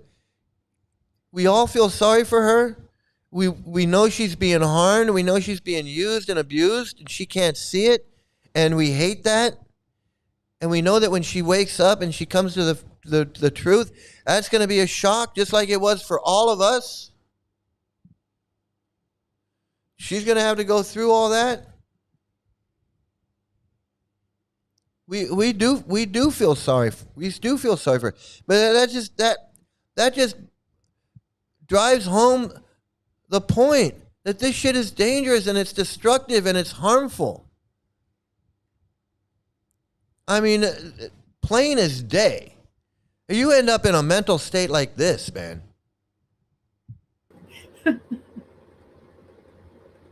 The wild dancing of my Guru Maharaj. And then people are walking by and they even don't react. Or some they are looking. Wait, she's glorifying him again? She just said that she doesn't do that. She doesn't glorify him and she doesn't glorify herself. It's not about that. But here, lo and behold, 2 minutes later, she's doing it again. What's this? Like when I'm singing here on the beach or on the promenade, and then people are just acting like if I'm a piece of shit, you know, or if I'm... She goes out in her town and does this Gora Hare Krishna singing stuff in public, and people look at her like she's nuts, like she's crazy, and she's wondering why. Like she's going, these are demons. These demons are looking at. Is this not insanity? Is this not the most insane thing you've ever heard in your life? Is this not the most insane thing you've ever heard?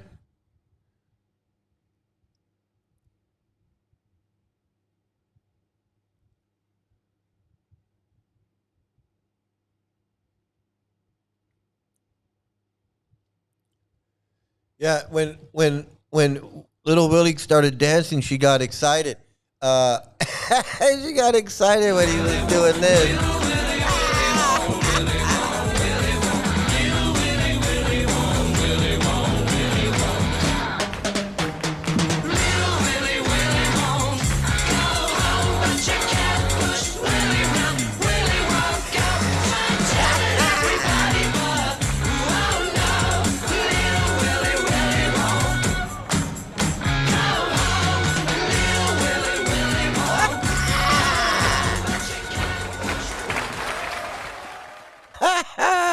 She got excited.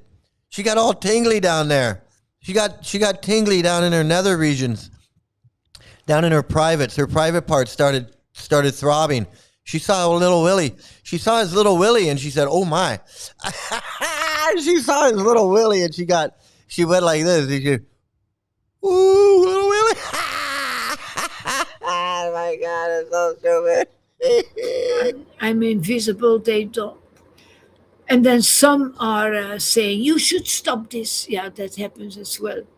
You should stop this because they think that I'm in a cult. You are in a cult, so we're not the only ones that are saying. We're not the only ones telling her. We're not the only ones telling her she's in a cult. She's hearing it from everybody. She's hearing it from everyone, and she just doesn't get. She doesn't get it. Or maybe they are atheists. I don't know. But then I smile and I sing louder.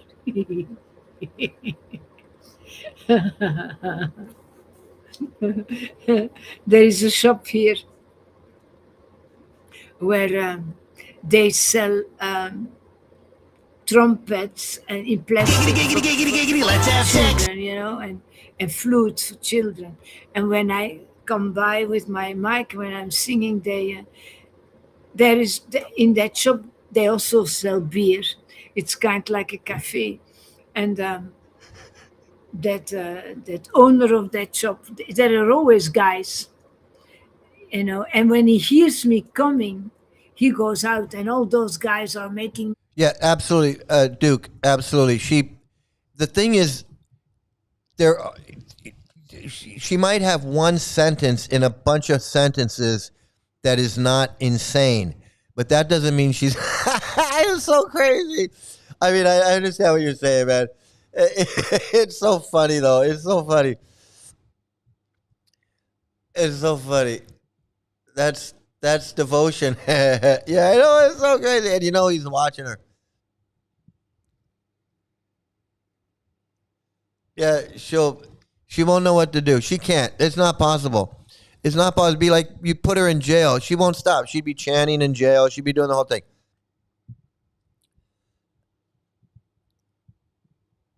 Noise to make more noise than me.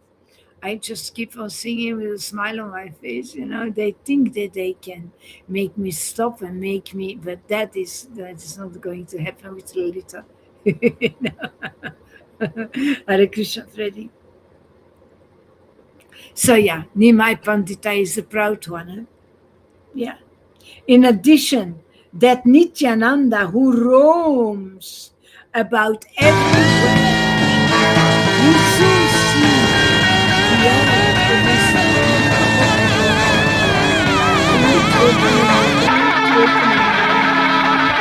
they dare to call us atheists for speaking out the truth. No, we call you atheists for lying about the truth. They dare to call us atheists for speaking out the truth. But now, at long last, Nadia will be rid of these charlatans, sahajas, etc., etc. Out of fear, the devotees did not protest against the ban of the Kasi. And that is something actually that Lord Chaitanya takes away from you. That is that fear, that is naturally we are fearful, we are shy. What in God's fearful, holy name are you blathering about? etc. When people are threatening us, but by the association of Guru Maharaj, that was melting for me. I feel that it's melting, No, you don't need alcohol to get drunk, but they need alcohol to get drunk, and I'm there with my mic, most of the time, those guys are not really drunk, but a little bit, They go there. I would love. Oh my God! I would love to see a video of her in the middle of her little town, wherever she is in Belgium or wherever, in her little town square, with her little microphone, her little speaker, and she's doing her Gorishnadi, go to Haridas. Where's my thing? I put it away.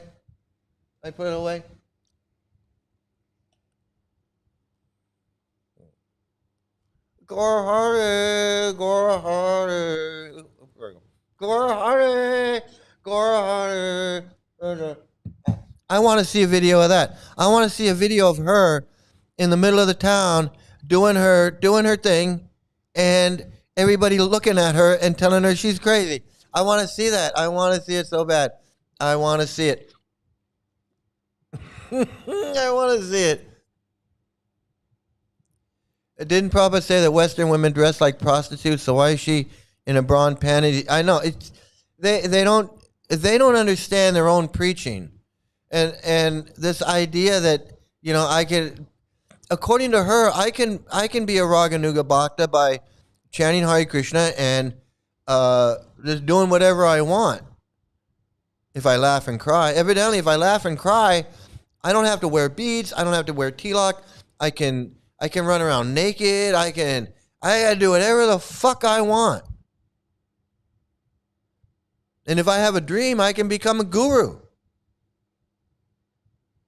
And really, what I want to know is, if Lalita is following Gora Hari and she's doing everything right, how come Prabhupada hasn't come to her?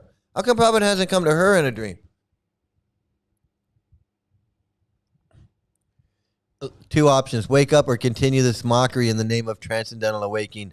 I agree with you, Rafael. It's absolutely it's a little shop on that corner, in that direction there, not in the direction. That's what she said. That's what she said. She sings in public. It's amazing, but yeah, she says she sings in public. The devotees did not protest against the ban of the Kazi. Nevertheless, they went to the Lord and they gave a report to him. They say, "We have stopped our kirtan out of dread of the Kazi throughout Navadvip. Hundreds his men searched the streets and our houses. We have come to tell you that we will have to absolutely. leave Where is it? Let me get rid of this. Where and is it? settle elsewhere, away from all this." I can't take anymore. When I've had it with you. The crazy is off the charts on this one. I'm telling you, man. It's like it's like Gora Hari. This is like an extra crazy Gora Hari. I mean, he sits there and he talks about himself, and he talks about the ecstatic symptoms and how he had a dream, and he didn't have that dream. I did. Yeah, he's his own thing. But she's like, she takes it like to another level. She takes it to another level. God damn it! I can't take it.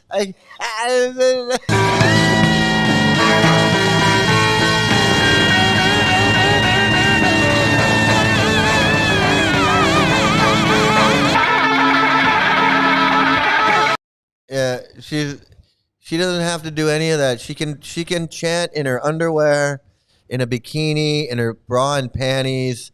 It's so stupid, man. It really is. To those of us who've been in ISKCON, it's so fucking ridiculous. I can't take it. Look, singing to drunks half baked and naked. I'd pay to see that giggle on naked Belgium dolls. Oh, that's so funny. I know. I gotta get a video, man. I'm tempted to fly. I'm tempted to fly to her wherever she is and just wait. Wait in the town square for her to come out. And I'll see her coming out with her microphone, and she's pulling her little speaker on the little dolly, and she's gonna go set up over by the grass area, and where all the people are walking by, and she's gonna go sit there, and she's gonna turn on her thing, click, and turn boom, and she's gonna turn on her microphone, and she's gonna be like, "Hare Krishna, Gora Hari Das, my Guru Maharaj, Gora Hari Das," and she's gonna do that shit. Oh my God, I would, if I couldn't do it myself, I would pay somebody. I mean, please, if there's anybody out there that knows this crazy woman, and I gotta have a video of this. I swear, I'm putting internet, please. I'm asking the entire internet. There's somebody out there has to know. Somebody out there has to know this woman. There has to be a video. There has to be a video of her somewhere. You know, she's out there in public and making a spectacle of herself. There are people that have videotaped her and said, "Look at this nut." And I need that video. I gotta have that video, man. I gotta have that video. I swear I gotta have it. It's just, it's insane. It's insane, man. Oh, the insanity is off the charts, man. I'm telling you. When you put these two together, oh my God, you've got like it's like a nuclear reaction of crazy. It's like a Chernobyl. It's like a Chernobyl of crazy, of insanity. And you put she's like the control rod, and he's like he's like the uranium core. And you put her in there and take her out to kind of regulate the crazy. And if you leave her in there with him, you'll have a Chernobyl. The shit will explode, man. I'm telling you. Oh man. I this is too much. It's too crazy. I think if you see somebody who's crazy and you don't realize they're crazy, then you're fucking crazy. I realize she's crazy. Hey, I see it, man. I see I see it. I see it, man. What in God's holy name are you blathering about? This is so funny.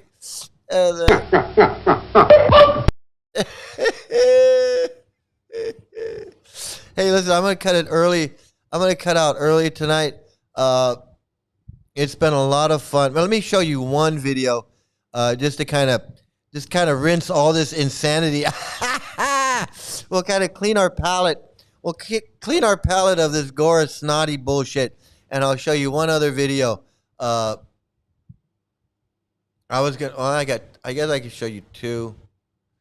Oh no, I'm gonna show you this one. I'm gonna show you this one because I just saw this and I'm like, what? I'm like, what is going on? Maybe Rafael, maybe you know, I know. We came, we saw, we're crazy. We came, we saw, we're crazy. Here we go. This one. She's Bunny Lebowski. She's Bunny Lebowski. I'll get you a toe. You want a toe? I'll get you a toe. I'll get you a Lolita toe. I'll get you a toe. Here, look at this guy. He's back. Evidently, this guy's back.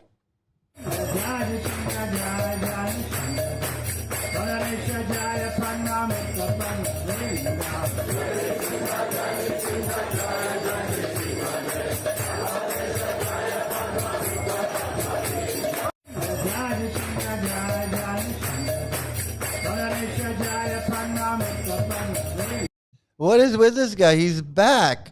That's what I'm saying with these guys. These guys can go.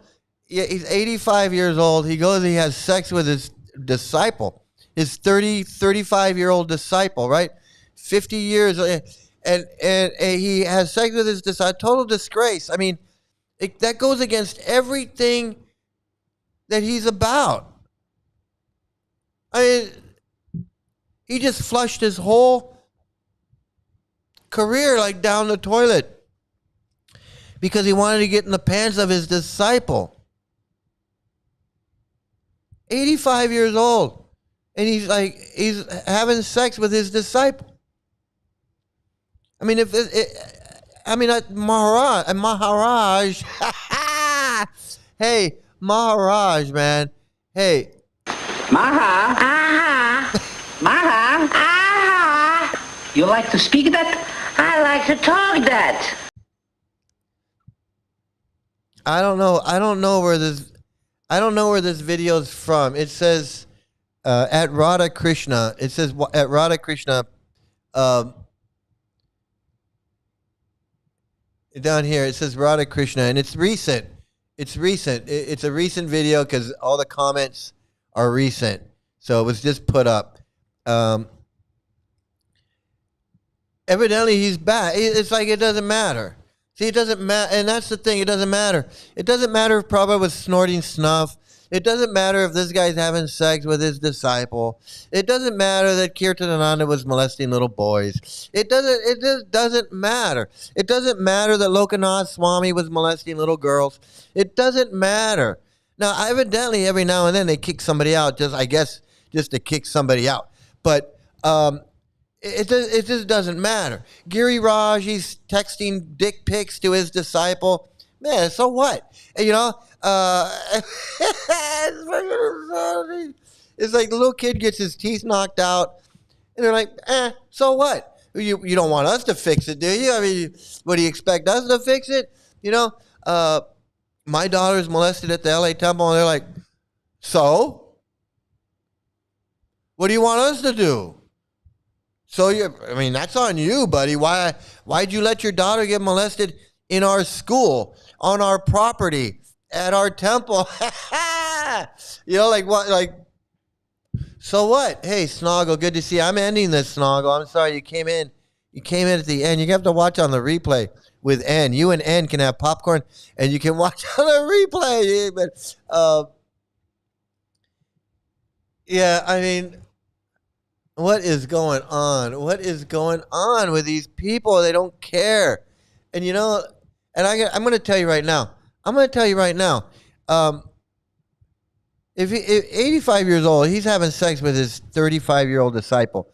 He'd have sex with a 20-year-old disciple. He'd have sex with a 13-year-old disciple if he could. He would, and he wouldn't care. And he doesn't want to get caught, but he would do it just like Rameshwar did. Just like Rameshwar did. And that's why I say, every one of these guys is a scammer. From Bhakti Vinod Thakur, Bhakti Siddhanta scammer, Prabhupada scammer, Tamal Krishna scammer, Gaurahari scammer. It's a scam pradaya. It's a scam fucking pradaya. That's exactly what it is. They're all scammers. And this guy's a scammer too. Fucking scammers, man.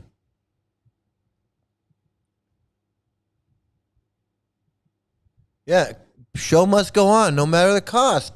No matter the cost. We don't care how many kids are molested. We don't care how many suicides. We don't care how fucked up our teachings are, and or what the consequences of these teachings are. They don't care if they don't care if people go friggin' nuts, thinking that there's some advanced devotee when they barely know what planet they're on.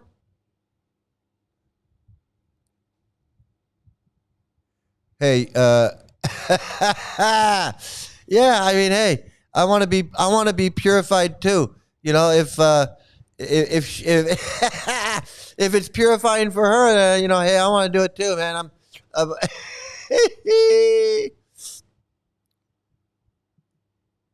I'm telling you, man.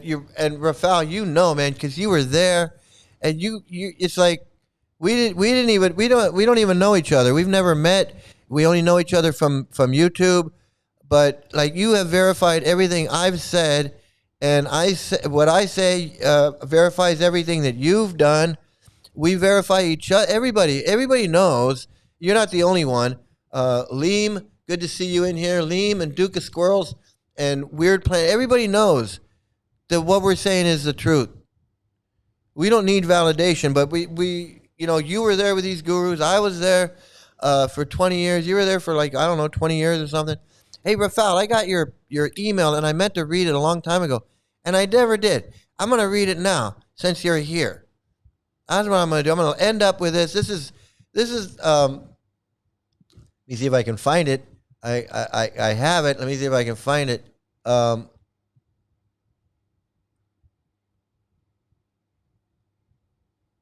hope I can find it.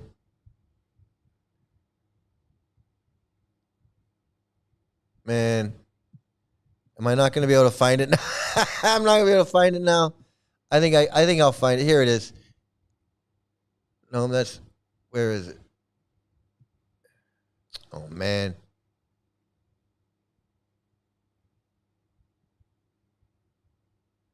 Is this it? Okay, here it is. So, hey everybody, this is the story of for fouls. Let's see. Do we have a? Here we go.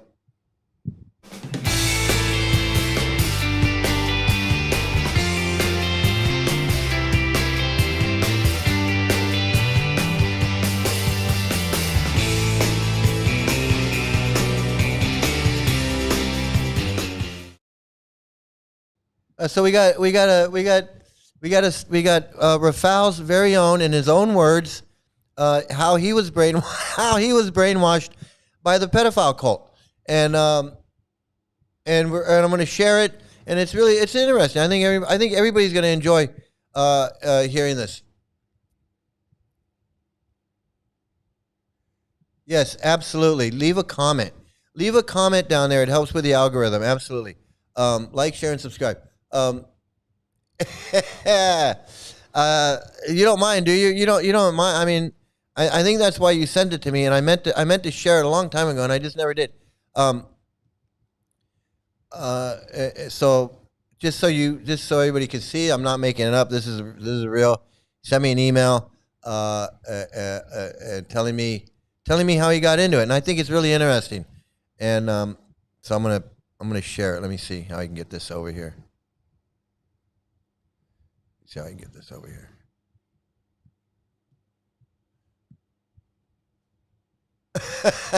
You're staying for this one? Okay. Let me get this, because I was gonna end it, but I'm gonna go ahead and do this. No worries. Yeah, I'm not trying to call you out or nothing. I just think it's just another testimony is what it is. It's a testimony. Okay, so here you go. He says, hey, hi Mike, hope you're doing well. My random emails from ISKCON Life perhaps deserve the absolute early days. Preserve the absolute early days explanation. Deserve the absolute early days explanation. I can't make this bigger. Okay, my magical story. He says my magical story. In the early 80s, my neighbor was involved with Reiki. I guess it was like some kind of yoga or something. Pendants, cosmic energy. He got me interested in that sort of things, on top of my being an active football player. At one stage, he came for a long visit with his VHS cassette and played a program showing Sai Baba, and chanting of Hare Krishna mantra was in the background. During December '89, my high school class went on a trip all the way to Krakow in south of Poland. There I'd met ISKCON for the first time. At first buying a book, and then just before leaving for hometown, we managed to attend a program. A few classmates came along. I just turned 15 years old a month later. He was 15 when he first met the devotees. He was pretty young. He says, eventually, only I got seriously involved with ISKCON. Nobody came even close to being initiated. What to speak of fucking traveling with saffron clowns.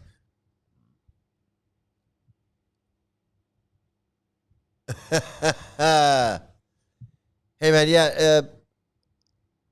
No, I think this was from earlier this year. This is earlier this year you sent this, and I've been meaning to. I've had it saved, ready to go, and I just overlooked it. I've just been overlooking it. So he says, fast forward to '92. So that's the year that I got involved with Hare Krishna. He says, fast forward to '92.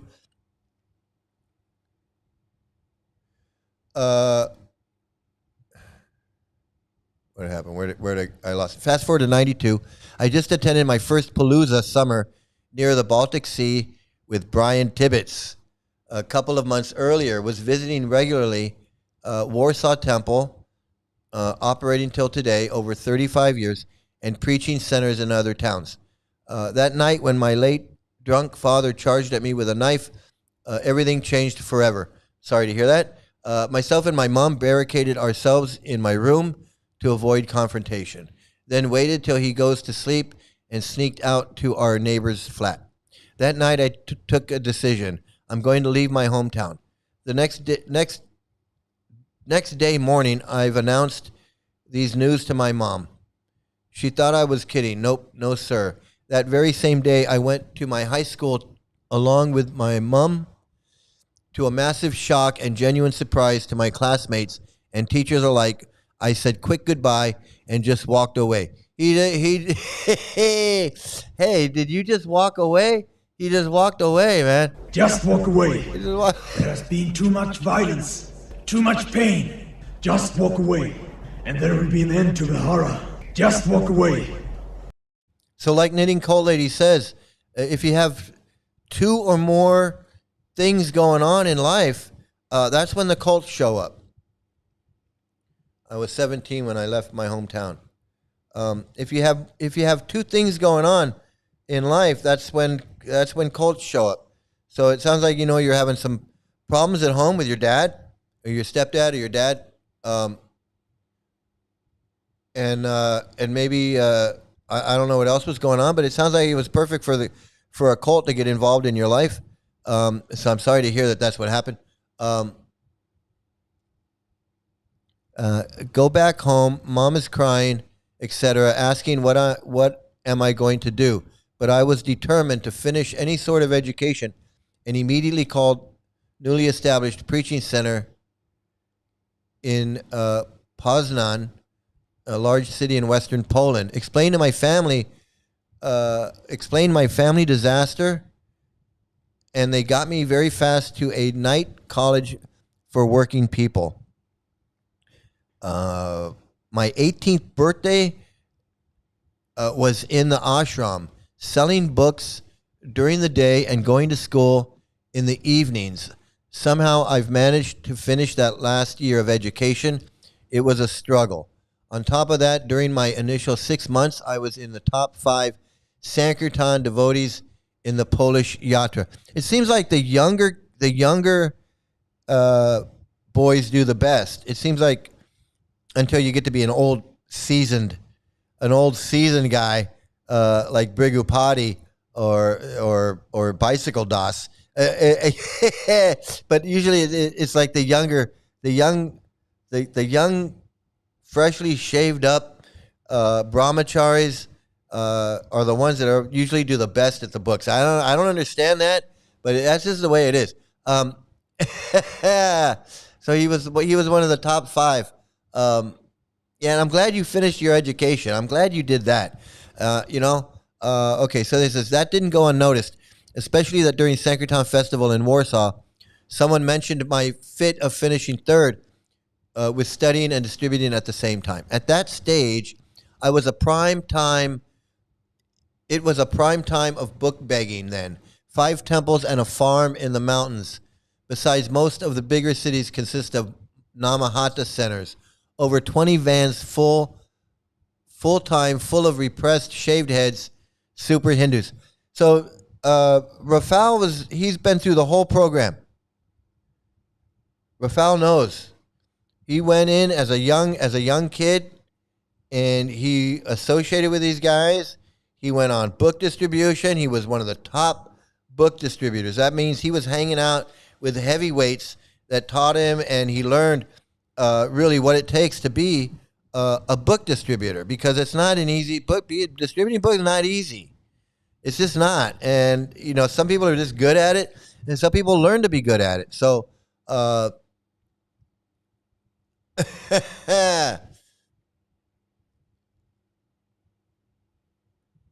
yeah, 92 for me as well, when I really started to get sucked into ISKCON. That was a year for all of us. See, how's that go? So we have that in common. 92 was a year when we all got sucked into when a lot of us got sucked into this. Okay. He says, following summer, 93, I got my recommendation from Gdansk Temple President Pracharananda Das for first initiation. So 93, you got first initiation. I've moved from Poznan shortly after finishing my school year. Reason was that till then I was distributing with backpack and on foot. The promised van never materialized, and I went away. Yes, good book begging cult members could do it. I couldn't stand politics and was warmly welcomed by local clowns. At that point, the temple was a major gathering of Indra Yumna disciples. We felt like a family or awesome Bengali cross-dressing village. A few months later, I realized that neither the Gdansk temple won't be any van available for traveling and begging, so I put all my stuff in banana box and took a train to Wroclaw. It's December 93. Again, I'm warmly welcome in the temple that this time. Yes, I've got traveling buses like 5 or 6. We've got traveling buses like 5 or 6. So you really wanted to just do the traveling book thing, it looks like. A few months later, I'm recognizing a serious misuse of funds and confronting the temple president. Eventually, the temple brahmacharis, the temple Brahmins committee, banishes me from the temple and asking to move to a Namhat center because of creating unwanted politics. I'm telling them to go to hell and moving, yet again, to the Krakow temple. Our Trivikram sex swami flourishing in this city. So there you go. He was with Brian Tibbetts. Then he goes to Krakow where Trivikram is. Trivikram sex swami flourishing in the city, spending several months staying and spraying fungus foot viruses, as well as preaching Bengali misconceptions. Again, everyone loves to have good begging freak around. Yeah, they always love a good book distributor because you're bringing in the money. I mean, but at this point, I'm thinking of going to India, read a book by Bhakti Vikash in Krishna. In the meantime, and then even more convinced me of going to India. To my surprise, I saw it as a genuine Krishna arrangement. Trivikram calls me to his room in July '94 and showing me a handwritten letter from Bhakti Vikash in which he's asking for unmarried freaks to join preaching in India. And so there you go. It's like, that's what you wanted, and you got it. You want it, you got it, Toyota. 2 months later, I'm flying on a one-way ticket on Aeroflot to Moscow to Mumbai. It's the middle of September '94. September '94, I'm doing Chaitanya Channel public access programs, and I'm working at ITV and my daughter's in Watsika School. That's what I was doing in September '94. First book begging in various provinces with a base in Vadodara, Gujarat. By early '94, I'm fully fledged personal secretary to Hugh Turvey. He's 38 years of age and I'm 19. Wow. The following year, I delivered a final blow to ISKCON Poland and their Yatra Council. The normal procedure in order to get second initiation was to get permission, recommendation from temple president and or Brahmins Council. In 1995, I've come to Europe to renew my visa and sell paintings to support my travels and get my second initiation. Selling paint, you were one of those painting sellers. You started selling paintings. Oh my goodness. I heard about you guys. I heard about you guys. However, it was written by hand from one guru freak to another freak. Direct recommendation in order to go deeper with my traveling assistant shit. Yeah, I mean, I like how, you're putting your current feelings into your history instead of just saying how it was. You're saying it like looking back on it. You're like, fuck that shit. He's saying there were a lot of angry birds saying not nice things about my unscrupulous ways against ISKCON Poland. Freaks will remain freaks, and the rest will eventually go. That's my absolute early days in super Hindu circus. Thanks for your time reading this, buddy. Yeah, so I want to thank you for sharing that with everybody. I really do. I think it's important. I think it's important that if you can share your story, if you feel confident, you can share. I think it's important to do it. It doesn't hurt. It's liberating, and it's helping people. It's helping everybody. And I think that maybe some people that come in here and watch or some people that come in and watch my videos, they may be in ISKCON, or they may have just left ISKCON, and they may have doubts. And I think the more stories that they hear, they can relate to it. They go, yeah, I was just like Rafael. I went to this temple, and I went to that temple, and I was distributing books, and then this happened, and I left, and then like people can relate to me, and what happened to me on Watsika, and they can relate to Rafael, and they can relate to other people, and know that I'm not alone. I thought I was alone in this. I really did, because they want you to think that anybody who leaves, they're in Maya, and they're this and that, and they're degraded, and you kind of think like, oh yeah, if you leave, you're degraded, and you're in Maya and illusion, and you're just the lowest of the low, and that's just part of the cult gaslighting, and that keeps people in. And for people to say, I had the same experience as Mike, I had the same experience as Rafael, I had the same experience as Weird Planet, I had the same experience, and they're okay, and I can relate to them. I didn't have anybody to relate to when I left. It was cold turkey. It was cold turkey, and it was just, I didn't know what to do. I mean, I survived, but it not like now. If I had this back then, it would have been a different ball game. It would have completely different ball game. But yeah, that is wild, man, and I'm glad you shared that. I'm so glad, really, seriously, I'm so glad that you shared that with us.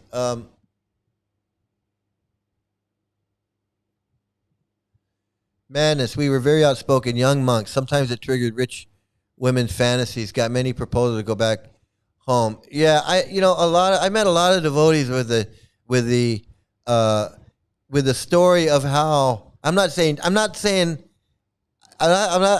you're lying. I'm not discounting what you're saying. I'm just saying, all I'm saying is I've heard from other devotees that this idea that they became really attractive because they were spiritual, and they were attracting women, and the Maya was pulling them away from Krishna. I mean, I've met devotees that talk. I mean, that never happened to me. I wish women would have found me more attractive, because I was so stupid. No, I'm not saying that didn't happen, because women, it's just, people are people, okay? Like, I mean, seriously, people are people. Look at this. I mean, say no more, okay? So say no more. To stop the Sankirtan. Say no more. I mean, Gorahari got a live one there, okay? He really did. Hey, you got a live one.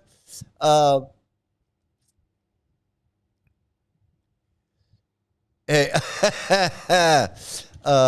shitty alcoholic dads unite. No, we all have a story. We all have a story, whether it was a shitty dad, a shitty mom, a shitty wife, a shitty husband. Even Radhe's got that husband that won't stand up for her. He won't stick up for her. Wouldn't stick up for her when this Gorahari guy is talking shit about her, talking shit about him, and he's just like, Hey, that to me right there is like, what kind of husband is that?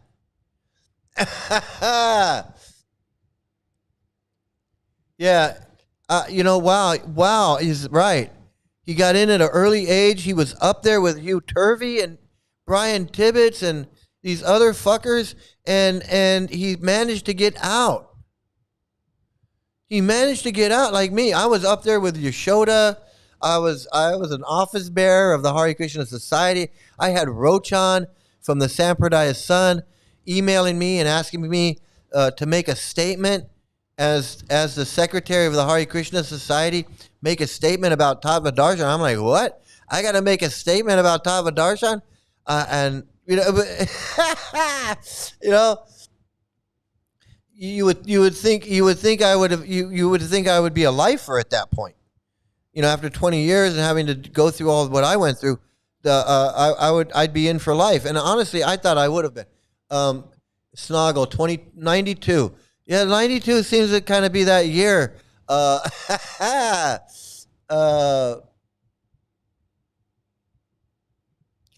to check planet alignment of 92. People sucking power their way. Yeah, you got to look into that, and you got to research that. You got to ask AI. Say, hey, what's up with 92? What's going on? Absolutely, man.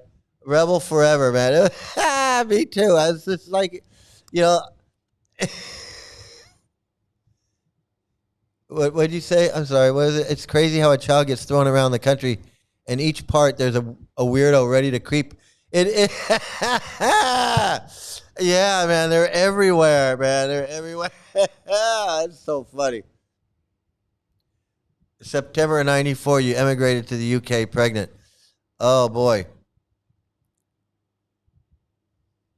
I don't know. I hope your guru didn't tell you to have 11 kids, because some gurus telling their disciples, you need to have 11 kids because I need like 11 wives. That's so stupid. Advaita Vedanta Swamis are teaching that they need to accept and respect and incorporate modern scientific discoveries into their worldview, unlike ISKCON. Well, that's interesting. I mean, it sounds kind of like, we're trying not to be fanatical. we're trying not to be the fanatical cult. We want to be the rational cult. Yeah, it's a great survival story. It is a great story. I'm gonna tell you right now, Rafael. I'm proud of you. I'm proud of you. You came out. You came out, and now you're here with us. And I think it's great, man. I just think it's absolutely great. And I hope that the Gora Snotty people that are watching, take note. Take note of what we've all been through. You can't tell someone like Rafael, well, you had the wrong guru, when he was up there with all of them, and he knows there is no wrong guru. You're all fucking fakes, so there is no wrong guru. That's so stupid. Yeah, thanks again. I'm gonna thank you one last time. Thanks for sharing with us. It was really good. I can't tell you how great it is, to hear someone's story like that comes out like that. I know.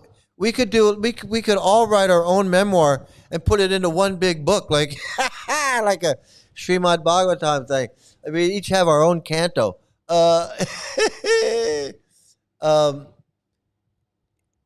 It is a great way. Writing is great. If you can read and write, it's awesome. And if you can write a book about yourself, it's awesome. I encourage everybody to write their autobiography. It's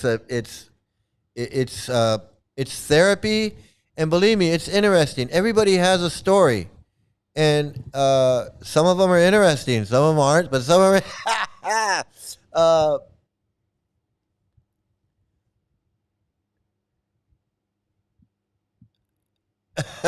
Cold turkey, yeah. I was doing it cold turkey, man. Cold turkey was rough. Cold turkey was where is it? Cold turkey was like this.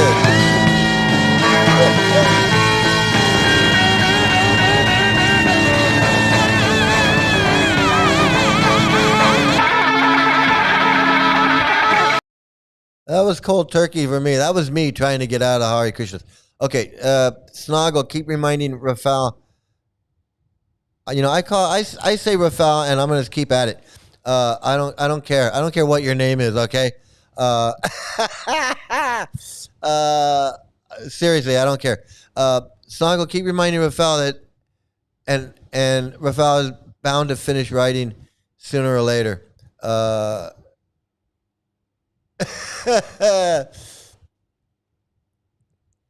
You can. It's a journey. I'm glad we met because of I'm glad we're all here together, man. I'm glad you guys found me. I'm glad I found you. Honest. It is so mutual. It is so mutual. Because there was a time when I was doing this by myself, and I was like, man, I don't know how much longer I can do this. I don't know how much longer I can do this with no audience. 94, I sold stickers at music festivals under the guise of food for life. Same shit, really, I guess. I know. It's just scamming. It's the same thing, man. you're like, hey, you want a sticker? We're feeding kids. And like, you're not feeding nobody. And I'm feeding myself. I'm going to go to the store, buy me a chocolate bar and a piece of cheese with animal product in it.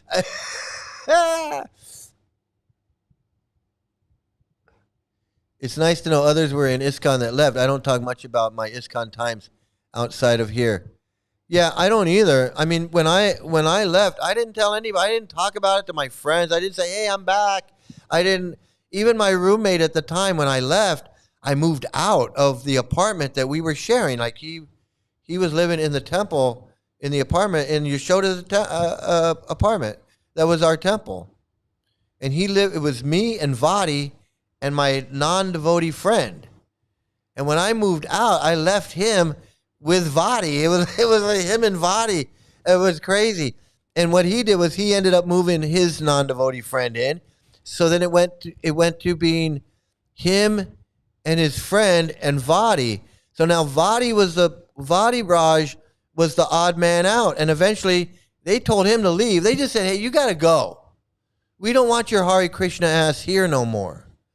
And Yashoda and everything, they tried to keep it, but the landlord was on my friend's side. The landlord was on my friend's side saying, well, you know, I'm on their side. You guys need to get out. So that's what he did.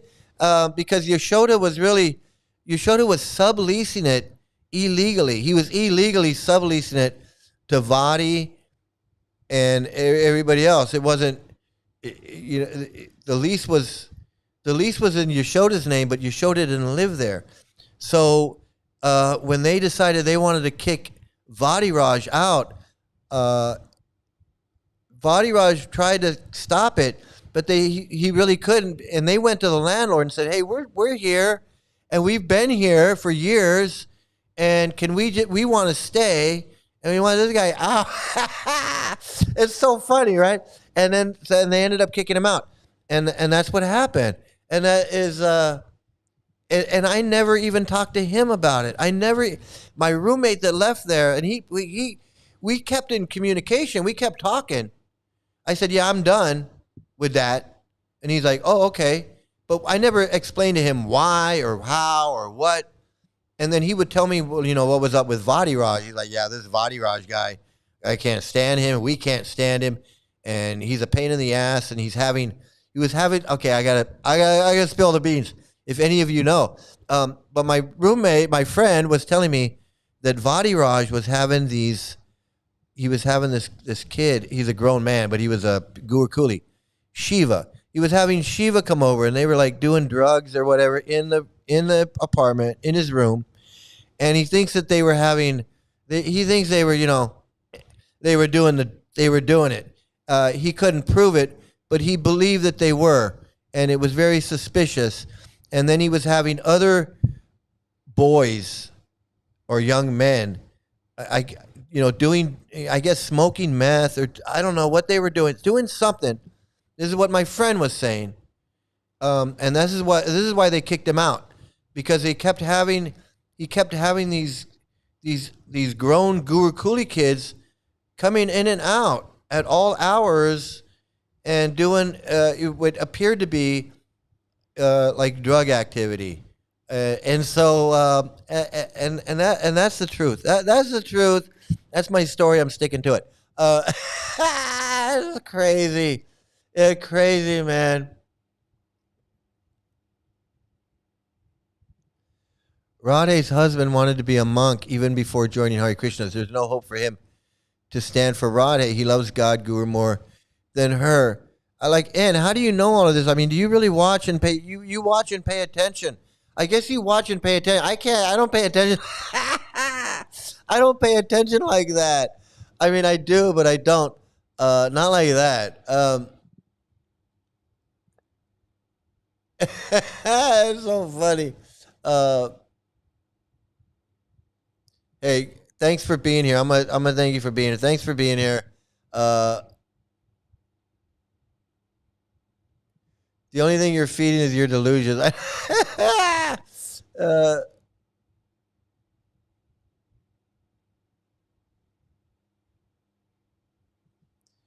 Could have been. Yeah, I mean, there's so many devotees like that. Like who there's so many that we don't even know.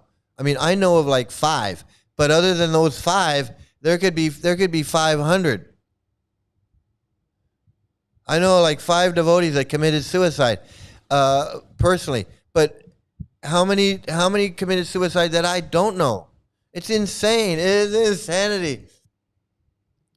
Yeah, so the Karmis took over. Yeah, well, Yashoda came when Vadiraj when Vadiraj left. Yashoda came and just took everything because he had stuff there. Yashoda had stuff there, and all my stuff was there, like all my Krishna stuff. I left every Krishna thing I had there. Pictures, framed pictures of Radha and Krishna. Artwork, framed pictures of Prabhupada, all my books, all my whole set of Chaitanya Charitamrita and Bhagavatam and Bhagavad Gitas, all the books that I had bought to distribute, Bhagavad Gitas and all those other books, and little books, big books, little books, Krishna books, everything. I had like a whole bookcase of my own books, and then Yashoda had a bookcase of his books. So there were like 2 big bookcases of books. And then all the deities, I took my deities because I bought them in India. They were like souvenirs from India. They actually belonged to my daughter, and I took all that stuff, all the deities that belonged to me. I took them. I left all the books and everything else. I left it. I didn't give a fuck about that shit. And Yashoda came, and everything that he saw, he took. He took all my books. I had the little black books. I had the 1-volume book. I had it all. I had it all, man. I had it all. Hey, yeah. Hey, Duke. It's time to say goodbye. It's time to go. It's Maha Aha time. Maha Aha. Maha Aha. You like to speak that? I like to talk that. So everybody, I want to thank everybody for joining in today. It was really great. So much fun, so much insanity, so many laughs, so many jokes. We laughed, we cried, we pretended to cry. We did all of that. It was so much fun. I'm telling you, this is the best part of my day is the night times. Right before I go to bed is when I get to hang out with you guys. It's so much fun. So I want to thank each and every one of you, Duke and Rafal and Weird Planet and N and Duke again and Jenna Morton and Leem and Snoggle, of course. I can't forget Snoggle and Fake Human and AJ and anybody that left early that didn't stick around. I want to thank you guys too. And people leaving comments, I want to thank you. All of you viewers out there that don't participate, I want to thank you guys. All the replayers who watch on the replay and give me views, I want to thank you guys as well. I just want to thank everybody. Everybody that comes in and visits. And everybody, please have a great day, great night, great morning, great afternoon, great evening, great whatever. If you're hungry, have a great brunch. Please have some great luck. Did I get one last comment in there? Yes, just walk away. Just walk away. I love it, man. It's so funny. You can't handle the truth. You can't handle the truth. I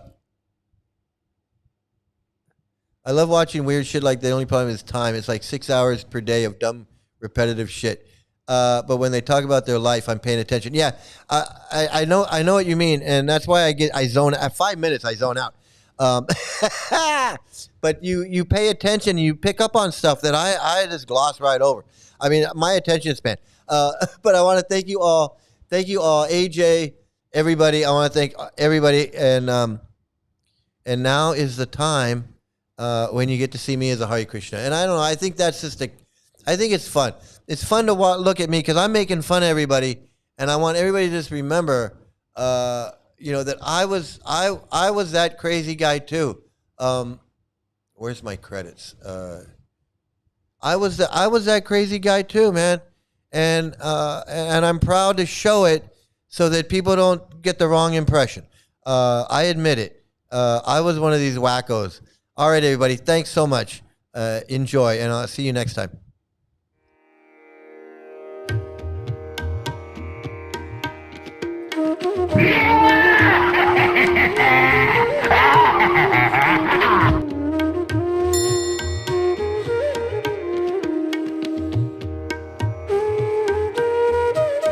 Are we clear? Yes, sir. Are we clear? Just walk away. There has been too much violence, too much pain. Just walk away, and there will be an end to the horror. Just walk away.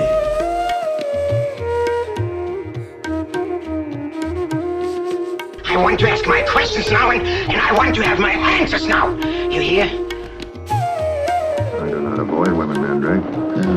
But I do deny them my essence. You keep using the word. I don't think it means what you think it means. Nobody fucks with the Jesus.